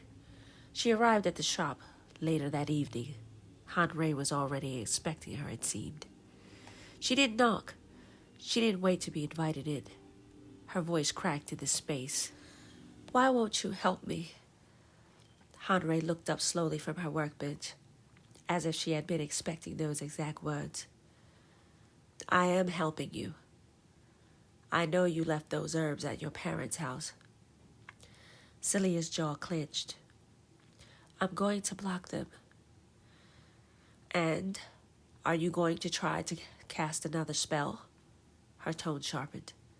Especially on the anchor that's keeping you grounded in this time. Seleah looked away. That was answer enough. Henri stood and walked toward her. You cannot cast another spell on your father, Seleah. And he cannot say the chant with you. And you know why. Seleah's eyes filled, but she refused to blink. I just want to help him. That's all. You will, but you cannot do both spells. She took a deep breath.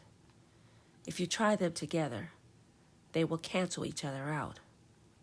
Seleah's face broke. She looked crushed, devastated, furious at fate. Henri softened, stepped closer, placing a gentle hand on her shoulder. Seleah, you are so loved. Her thumb brushed gently, motherly, along her cheek. Why won't you just love yourself?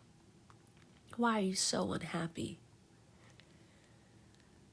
Seleah looked up at her hurt and confused, her eyes swirling. Henri took another quiet breath. What about Minjae? Seleah stiffened. Minjae and I are co-workers.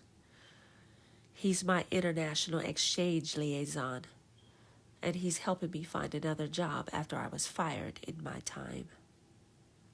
Henri's eyes lifted. I'm aware. I know. She sat back down. He's been working very hard for you, even before you were fired. A smile escaped her. He pleaded with me many times to go easy on you. Seleah spun around. What? You? Why were you involved? Hanrei folded her hands calmly. Because your mother put me in your life. She held Seleah's gaze. She loves you more than you can imagine. And today, your father, the father you think you lost, was helping you too.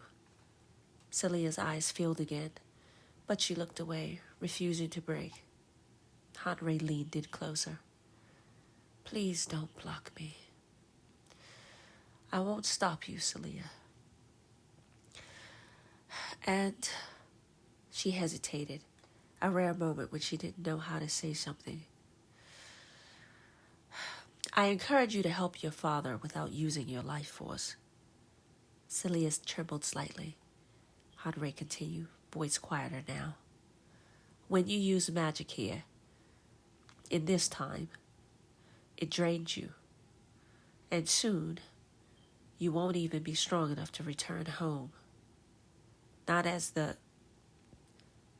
day approaches. And you know what I'm talking about. Seleah closed her eyes. Hanrei stepped closer. Let me bind you as well. Seleah's eyes snapped open. To what? To Minjae. A sharp breath cut out of Seleah as she stepped back. Then what? He'll be forced to love me? No way. She shook her head. I think I can do better than that. Hanrei's jaw tightened. Better than death? Because that's the alternative. Seleah's voice hardened. I don't want him involved. Why? You don't like him? No, it's not that. Hanrei's expression softened knowingly. Seleah, he loves you. He would gladly do it. Seleah's voice cracked. It's pointless. I'm leaving anyway. There's no point in binding him to something that's temporary. Hanrei stepped back as if bracing herself. Seleah, out of everyone I've known, you of all people should have an open mind. Seleah shook her head hard. No, just forget it. It can't be done. I just don't want him involved. Hanrei sighed and turned, reaching into the drawer. She came back with a delicate heart-shaped locket and pressed it gently into Seleah's palm. Wear this tonight. Seleah frowned. Why? Hanrei offered her a satchel of herbs, placing it over the locket. Because I need you to do something for me. She reached inside her robe and pulled out a small, worn photograph of little Minjae, standing beside his mother, smiling shyly at the camera. Hanrei placed the picture gently on top of Seleah's hands. Minjae is carrying something heavy, something that has been tormenting him since his childhood.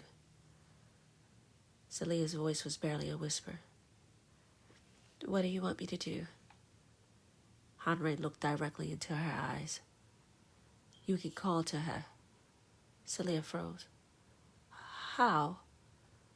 Hanrei smiled softly, painfully. Because you can. Seleah swallowed hard. And what do you want me to say? Hanrei stepped back, her expression full of ancient sadness and deep hope. Say, it's time. The next morning, the phone rang just as the sunlight began slipping through the small cracks in Hanrei's shutters. She answered quietly, already knowing who it would be. Yes? Minjae's voice came through steady, but with that underlying concern he always carried for Seleah. You said she had a rough day yesterday? She did. A small pause. I need you to take her out today. Away from herbs, away from worry, away from her father's tension. She lowered her voice. She needs peace today. There was no hesitation. Of course, I'll take her out. But just as he was about to hang up, there was a silence, a long one. A silence that wasn't confusion or resistance, but something deeper.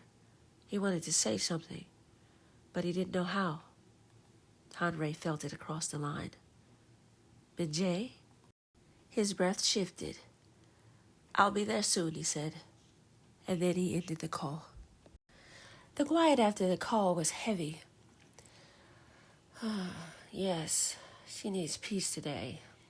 She's so drained.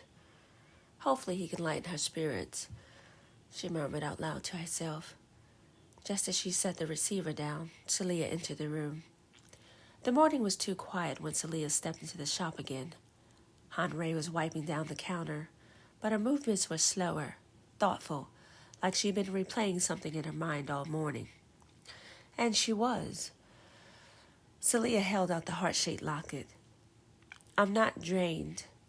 She placed it carefully in Hanrei's hand. "And I did what you asked." Hanrei nodded. Her eyes never left Seleah's face. "And what happened?" Seleah hesitated, unsure of how to even describe it.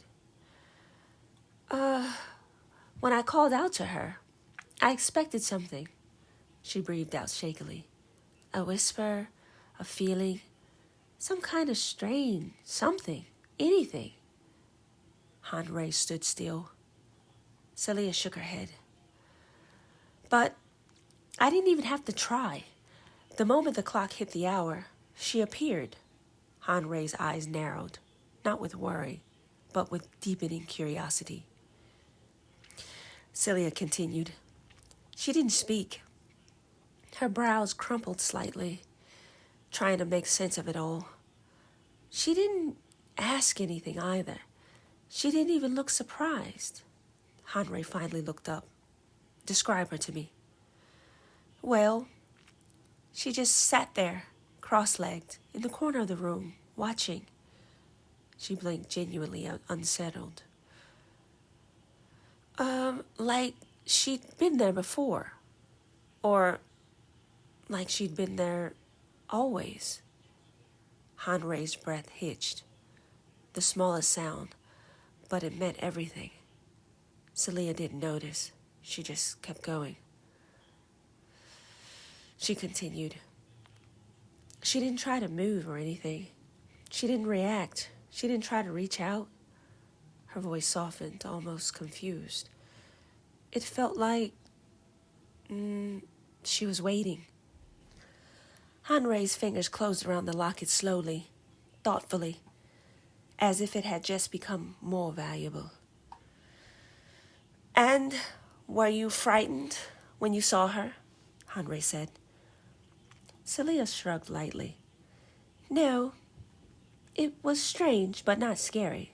More like..." She hesitated, searching for the right word. She knew me." Something flashed in Hanrei's eyes, too quick to read. Seleah exhaled and stepped back. "Well, should I go and get ready, since you're kicking me out for the secret meeting with my mom?"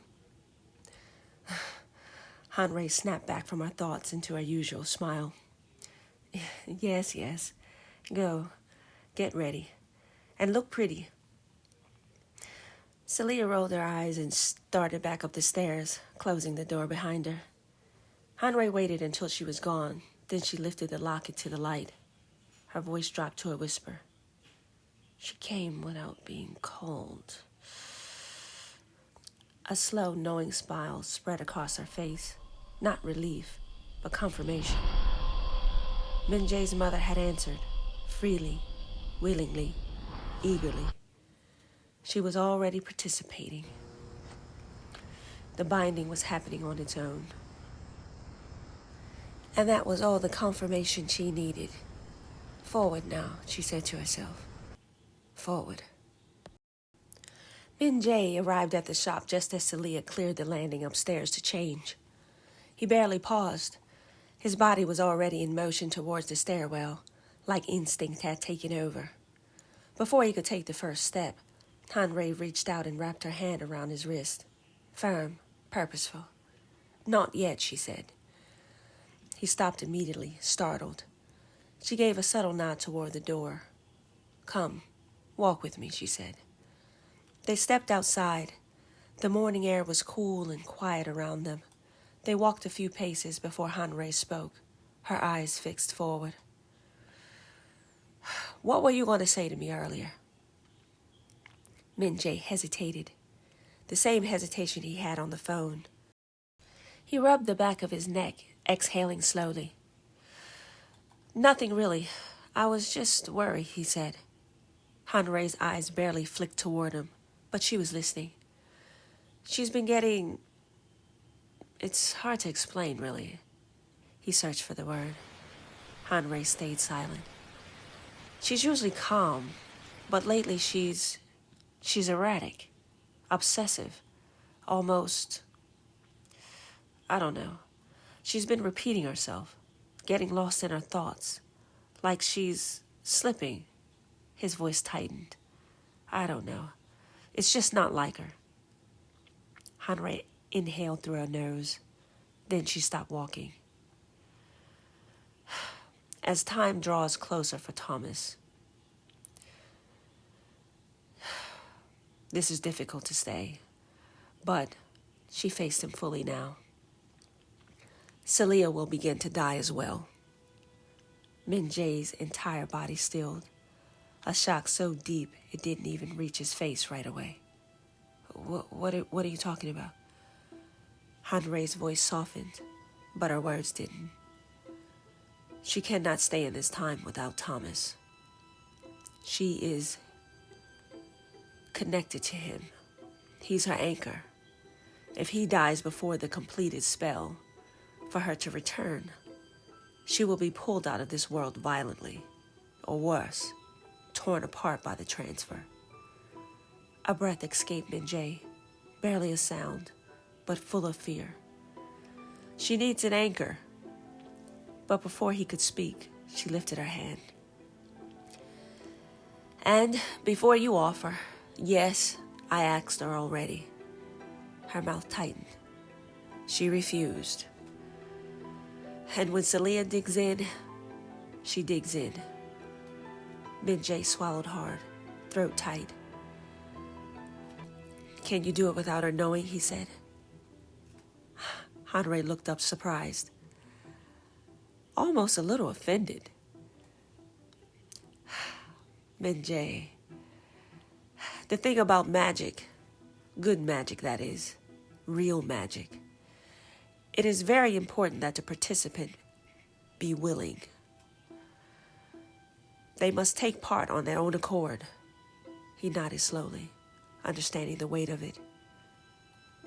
But you can do it, right? Without her knowing? Hanrei's jaw set. Yes, of course I can. And I must.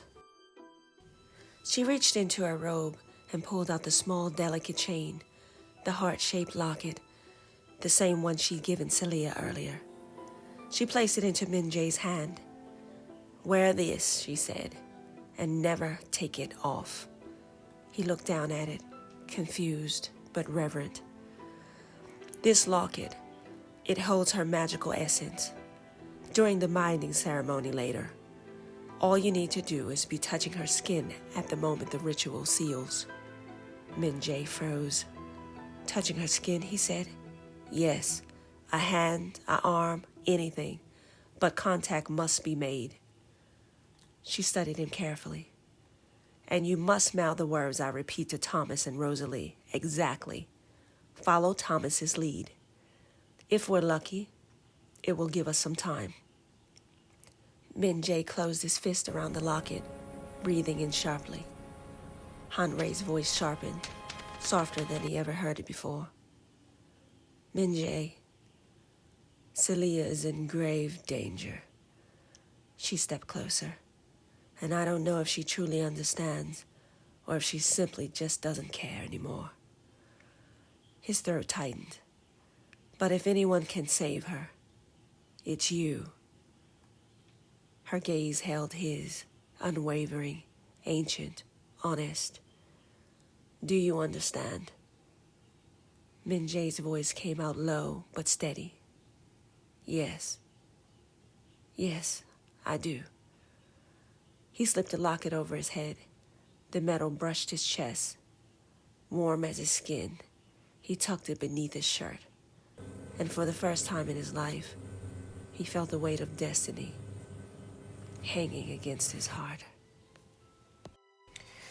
With the weight of all he's heard, Minjae moved with a carefulness so delicate as to not to disturb the mountain of pain he felt piled up inside of his diaphragm.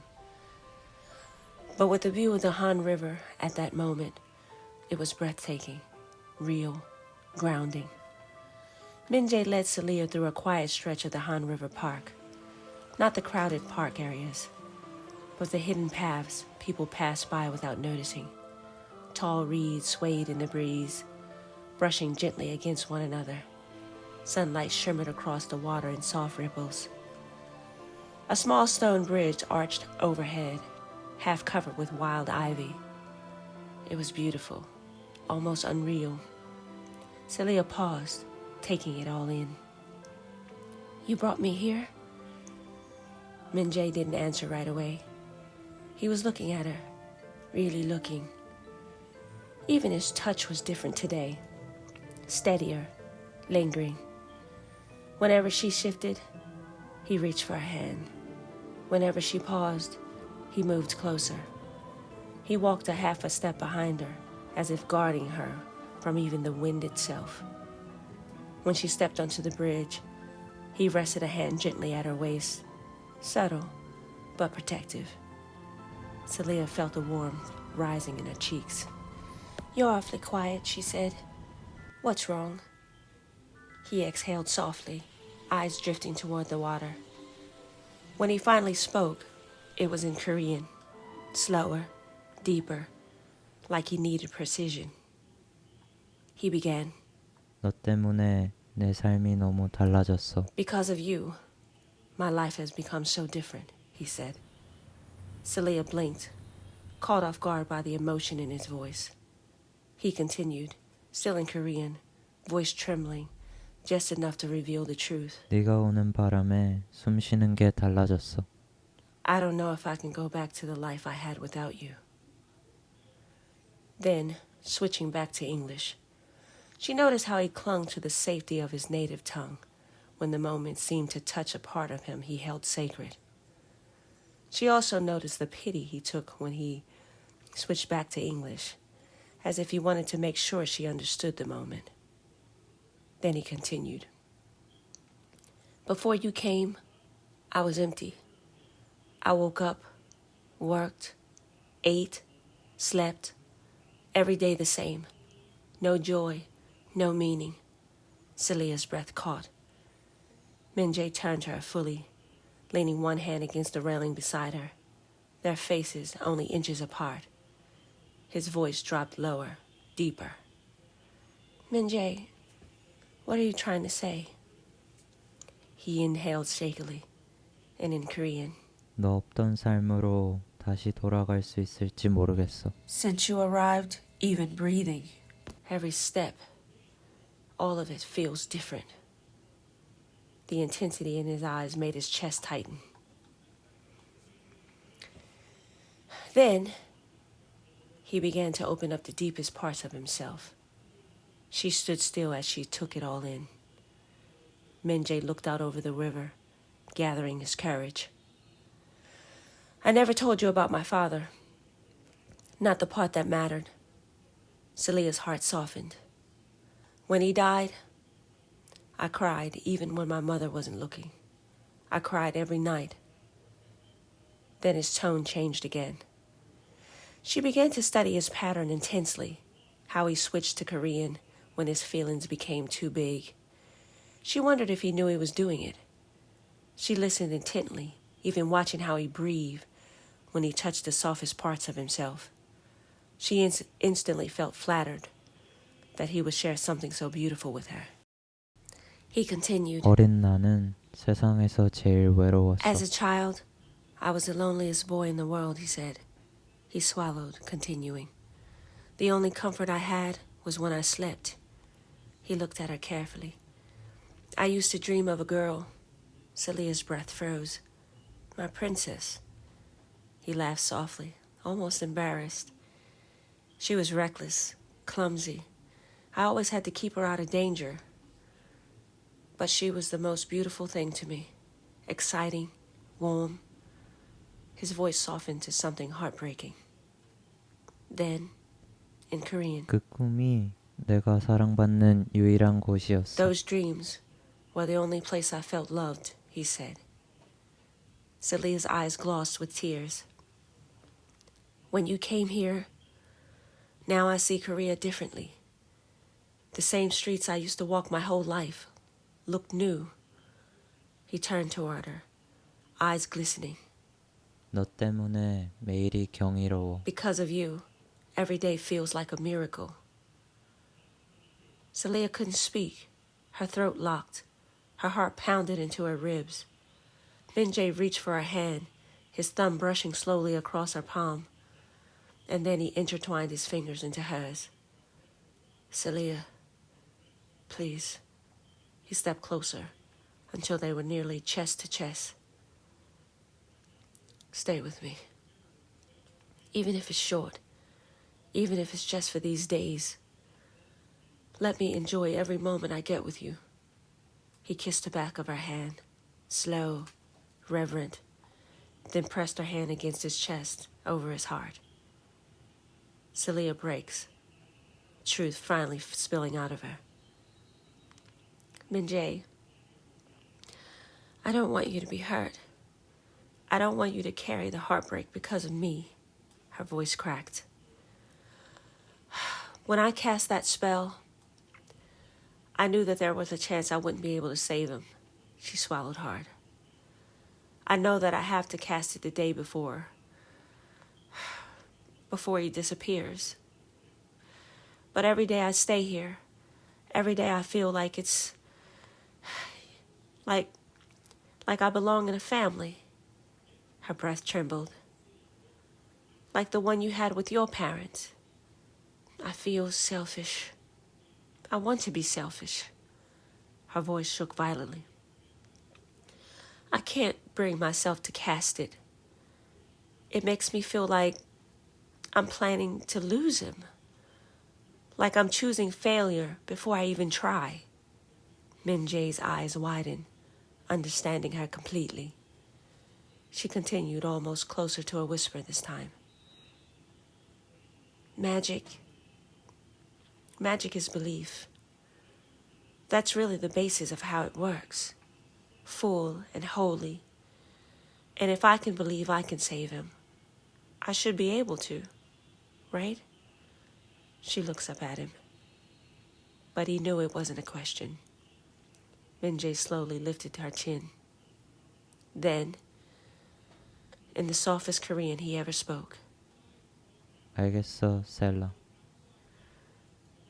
I understand, Seleah, he said. He held her hand tighter. Still in Korean, he said, 그렇다면 나는 너에게 묶일게. Then through my belief, I will bind you to myself. He leaned in, forehead gently touching hers. 그리고 마음이 부서져도 괜찮아. And even if my heart breaks, I'll accept it. His breath trembled. 너라면 나는 기꺼이 감당할게. If it's you, I'll bear it willingly. Seleah's lips parted, but no sound came out. He was too close, too sincere, too much. The warmth of his chest against the back of her hand, the curl of his hair brushing his brow, the depth of his dark brown eyes. She could drown in it, every inch of it. Meanwhile, back at Hanrei's shop, the back room of Hanrei's shop smelled of sandalwood and fresh herbs, the air warm and dim from the small stove burning in the corner. Rosalie sat closest to it, hands folded tightly in her lap. Thomas stood just off to the corner, facing her, arms crossed, not defensive, but bracing himself.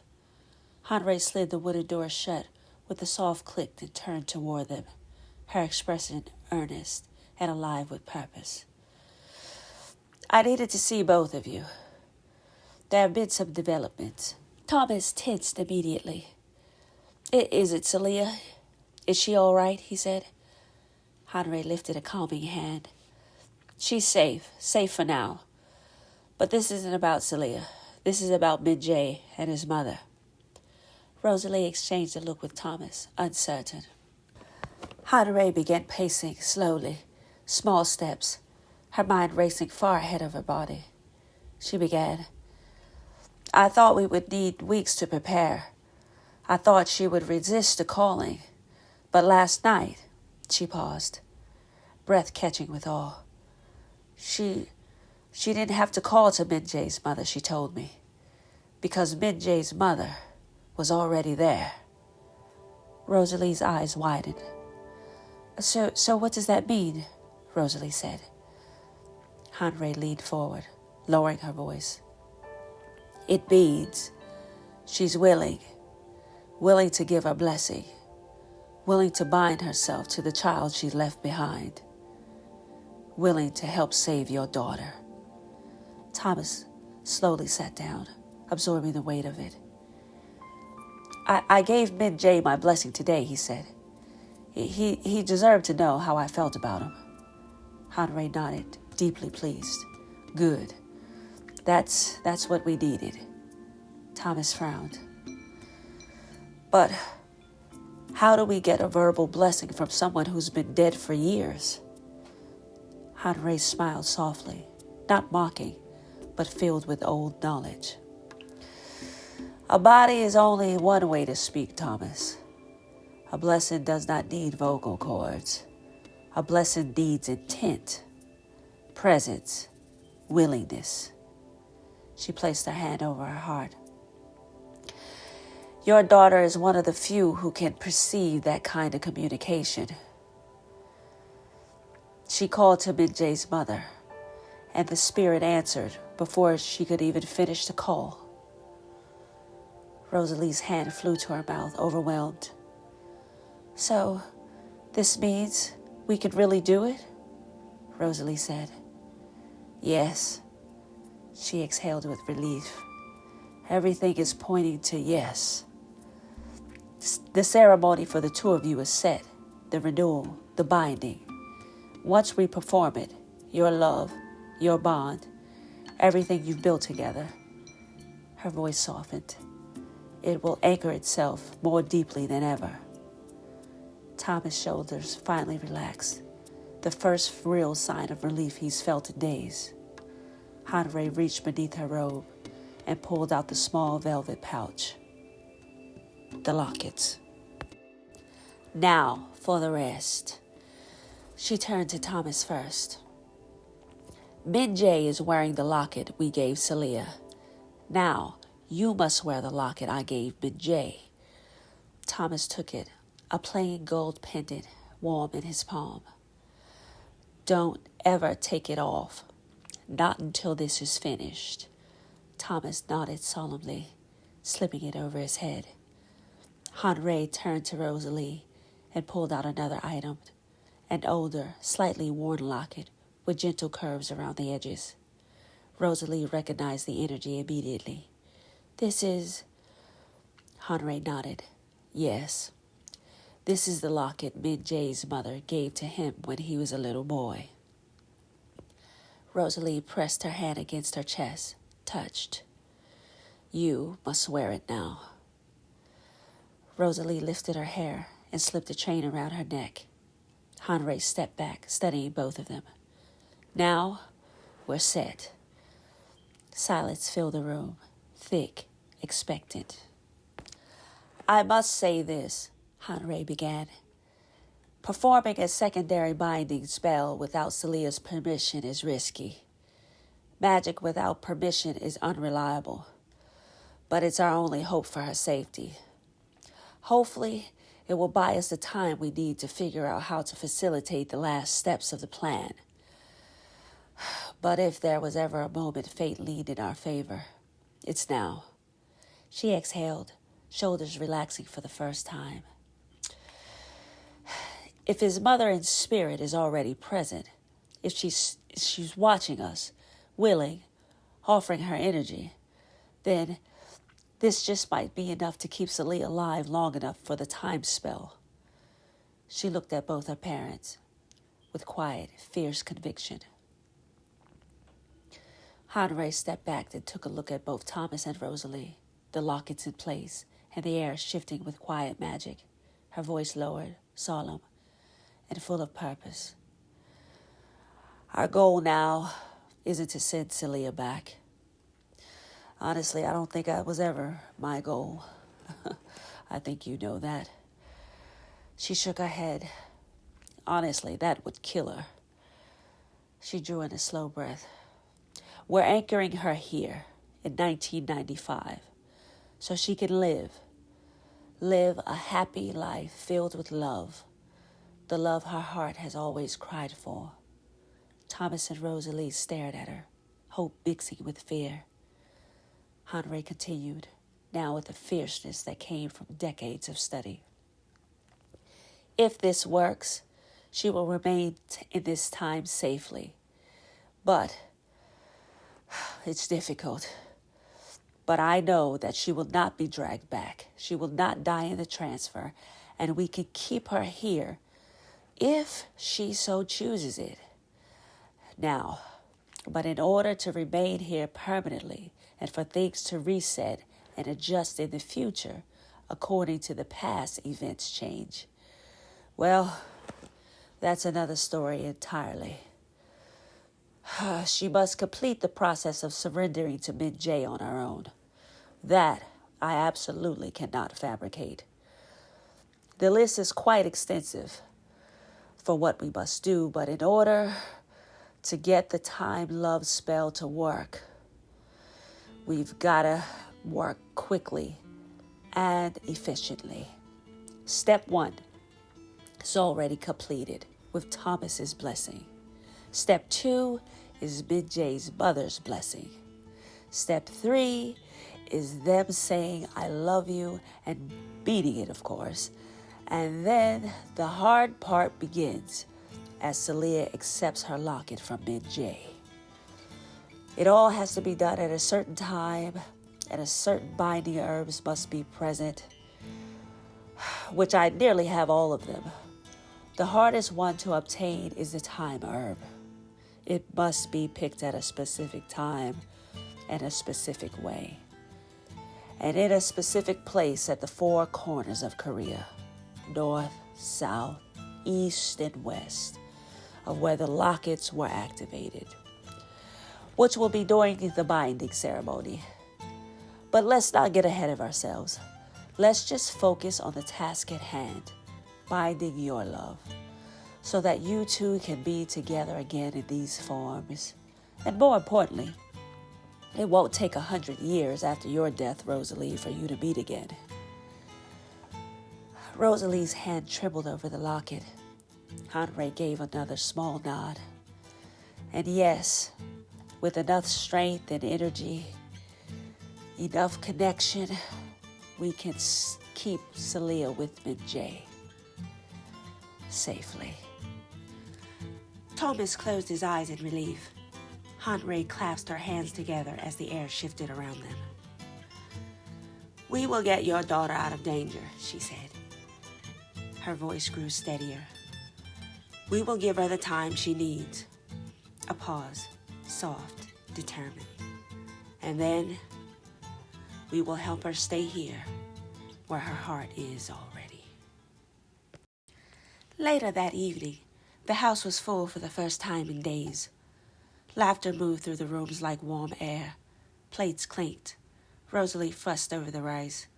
Thomas kept trying to fill Minjae's bowl. Seleah kept shooing them both away with a smile she couldn't hide. Everything looked normal, carefree, whole, a family. Henri sat at the corner of the table with her teacup in her hand, warm in her palms, watching the scene unfold with a softness that rarely touched her face. There was something about the blend of voices, the layer of comfort that she felt in it, that brought a kind of peace even she didn't expect. For a moment, the world felt right again. Rosalie laughed at something Minjae said. Thomas clapped a hand at the young man's back. Seleah shook her head in mock embarrassment, as for the first time, she was calm and at peace. She reached for another dumpling. And Hanare felt herself smile, not out of politeness, not as the wise old woman everyone assumed her to be, but from genuine, swelling satisfaction. This is what her soul worked for, what it had always worked for: love, connection, reunion. Her fingertips brushed the ancient locket that hung near her throat, absorbing the faint thrum of energy inside it. 3 lockets now, all in place. 3 threads woven from realms that rarely touched. Magic swarmed the air. It was powerful, dangerous, and more promising than anything she's ever attempted. Love.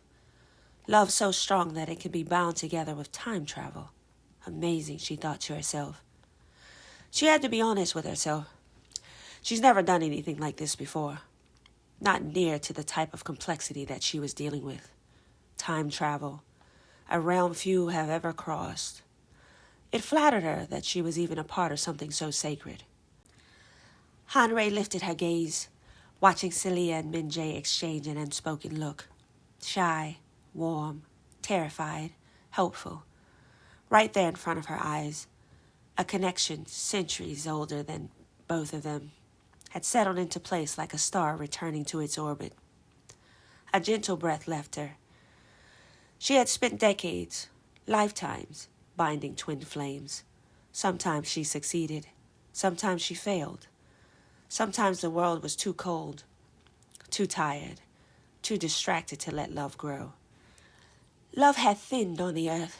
She knew it, cooled like the glaciers melting under a slow warmth, leaving only fragments behind.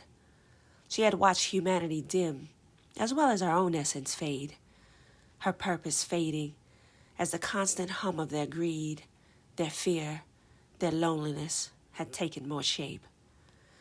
Her own energy dwindling as she felt the world's energy fall with it.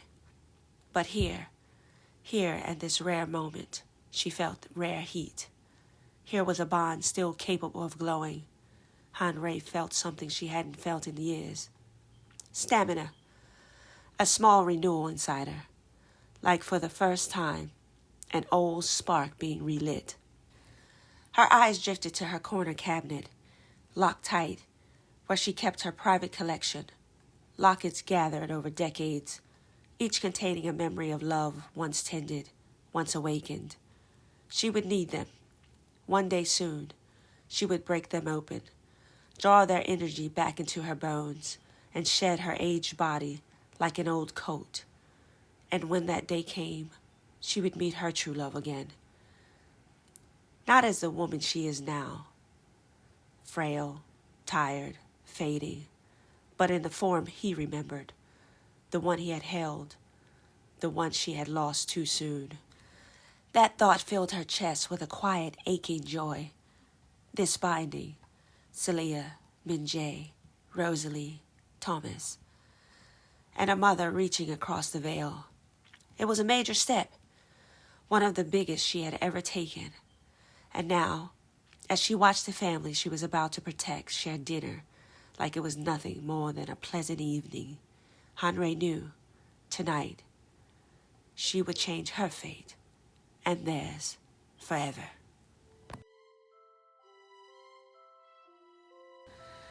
The clock had entered into the hours of renewal. It was time for the ceremony.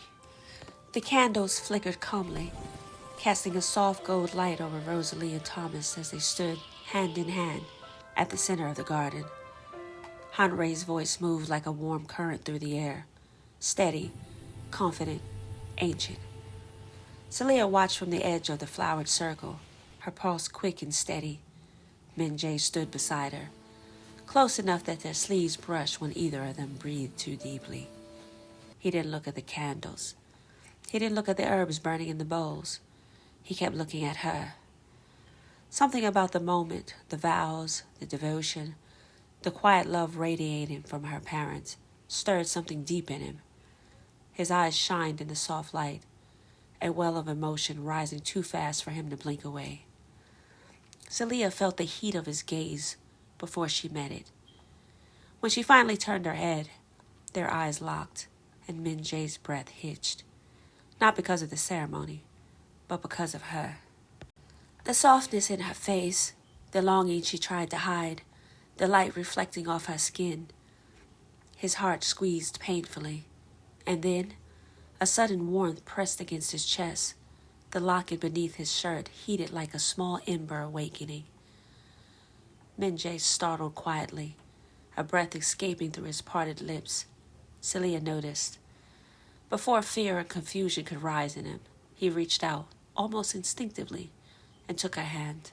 Not tightly, not in panic, but like someone grounding himself in the exact place where he wanted to be. Seleah's eyes widened, but she didn't pull away. The warmth pulsed again, softer this time, traveling from his chest to his fingertips, then into her palm. Hanrei's voice continued, guiding Rosalie and Thomas through each line of the chant. The air felt heavier now, charged, alive. Seleah could feel Minjae's thumb move in small circles on the back of her hand, soothing himself more than her. He continued to mouth the words into the air. Her heartbeat stuttered. She was overwhelmed by the emotions radiating from him.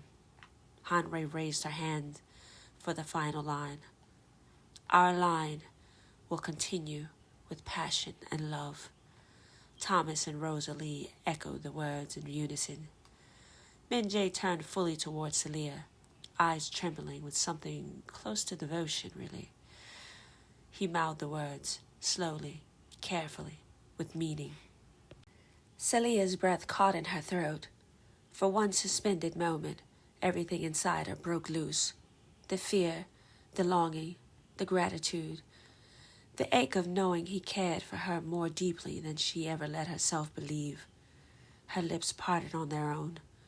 And before she could stop herself, she mouthed the final sentence too. Just the last one. Barely a whisper of movement, barely a breath, but it was enough. A soft rush of heat surged from her locket, answering his.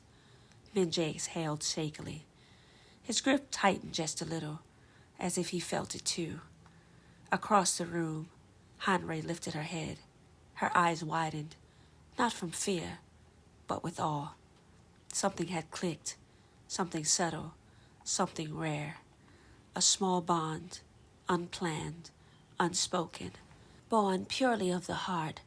Hanrei pressed her lips together to keep them from trembling. A small spark of triumph warmed her chest. Selected. That's what it felt like. The magic had recognized them, and Seleah, without meaning to, without permission, had let herself respond. As the 3 candles blew out and reignited on their own, Hanrei wondered if this small spark would be enough to keep the flame from dying when the storm finally came. Continue this story with Chapter 5, The Countdown. Like and subscribe. See you there.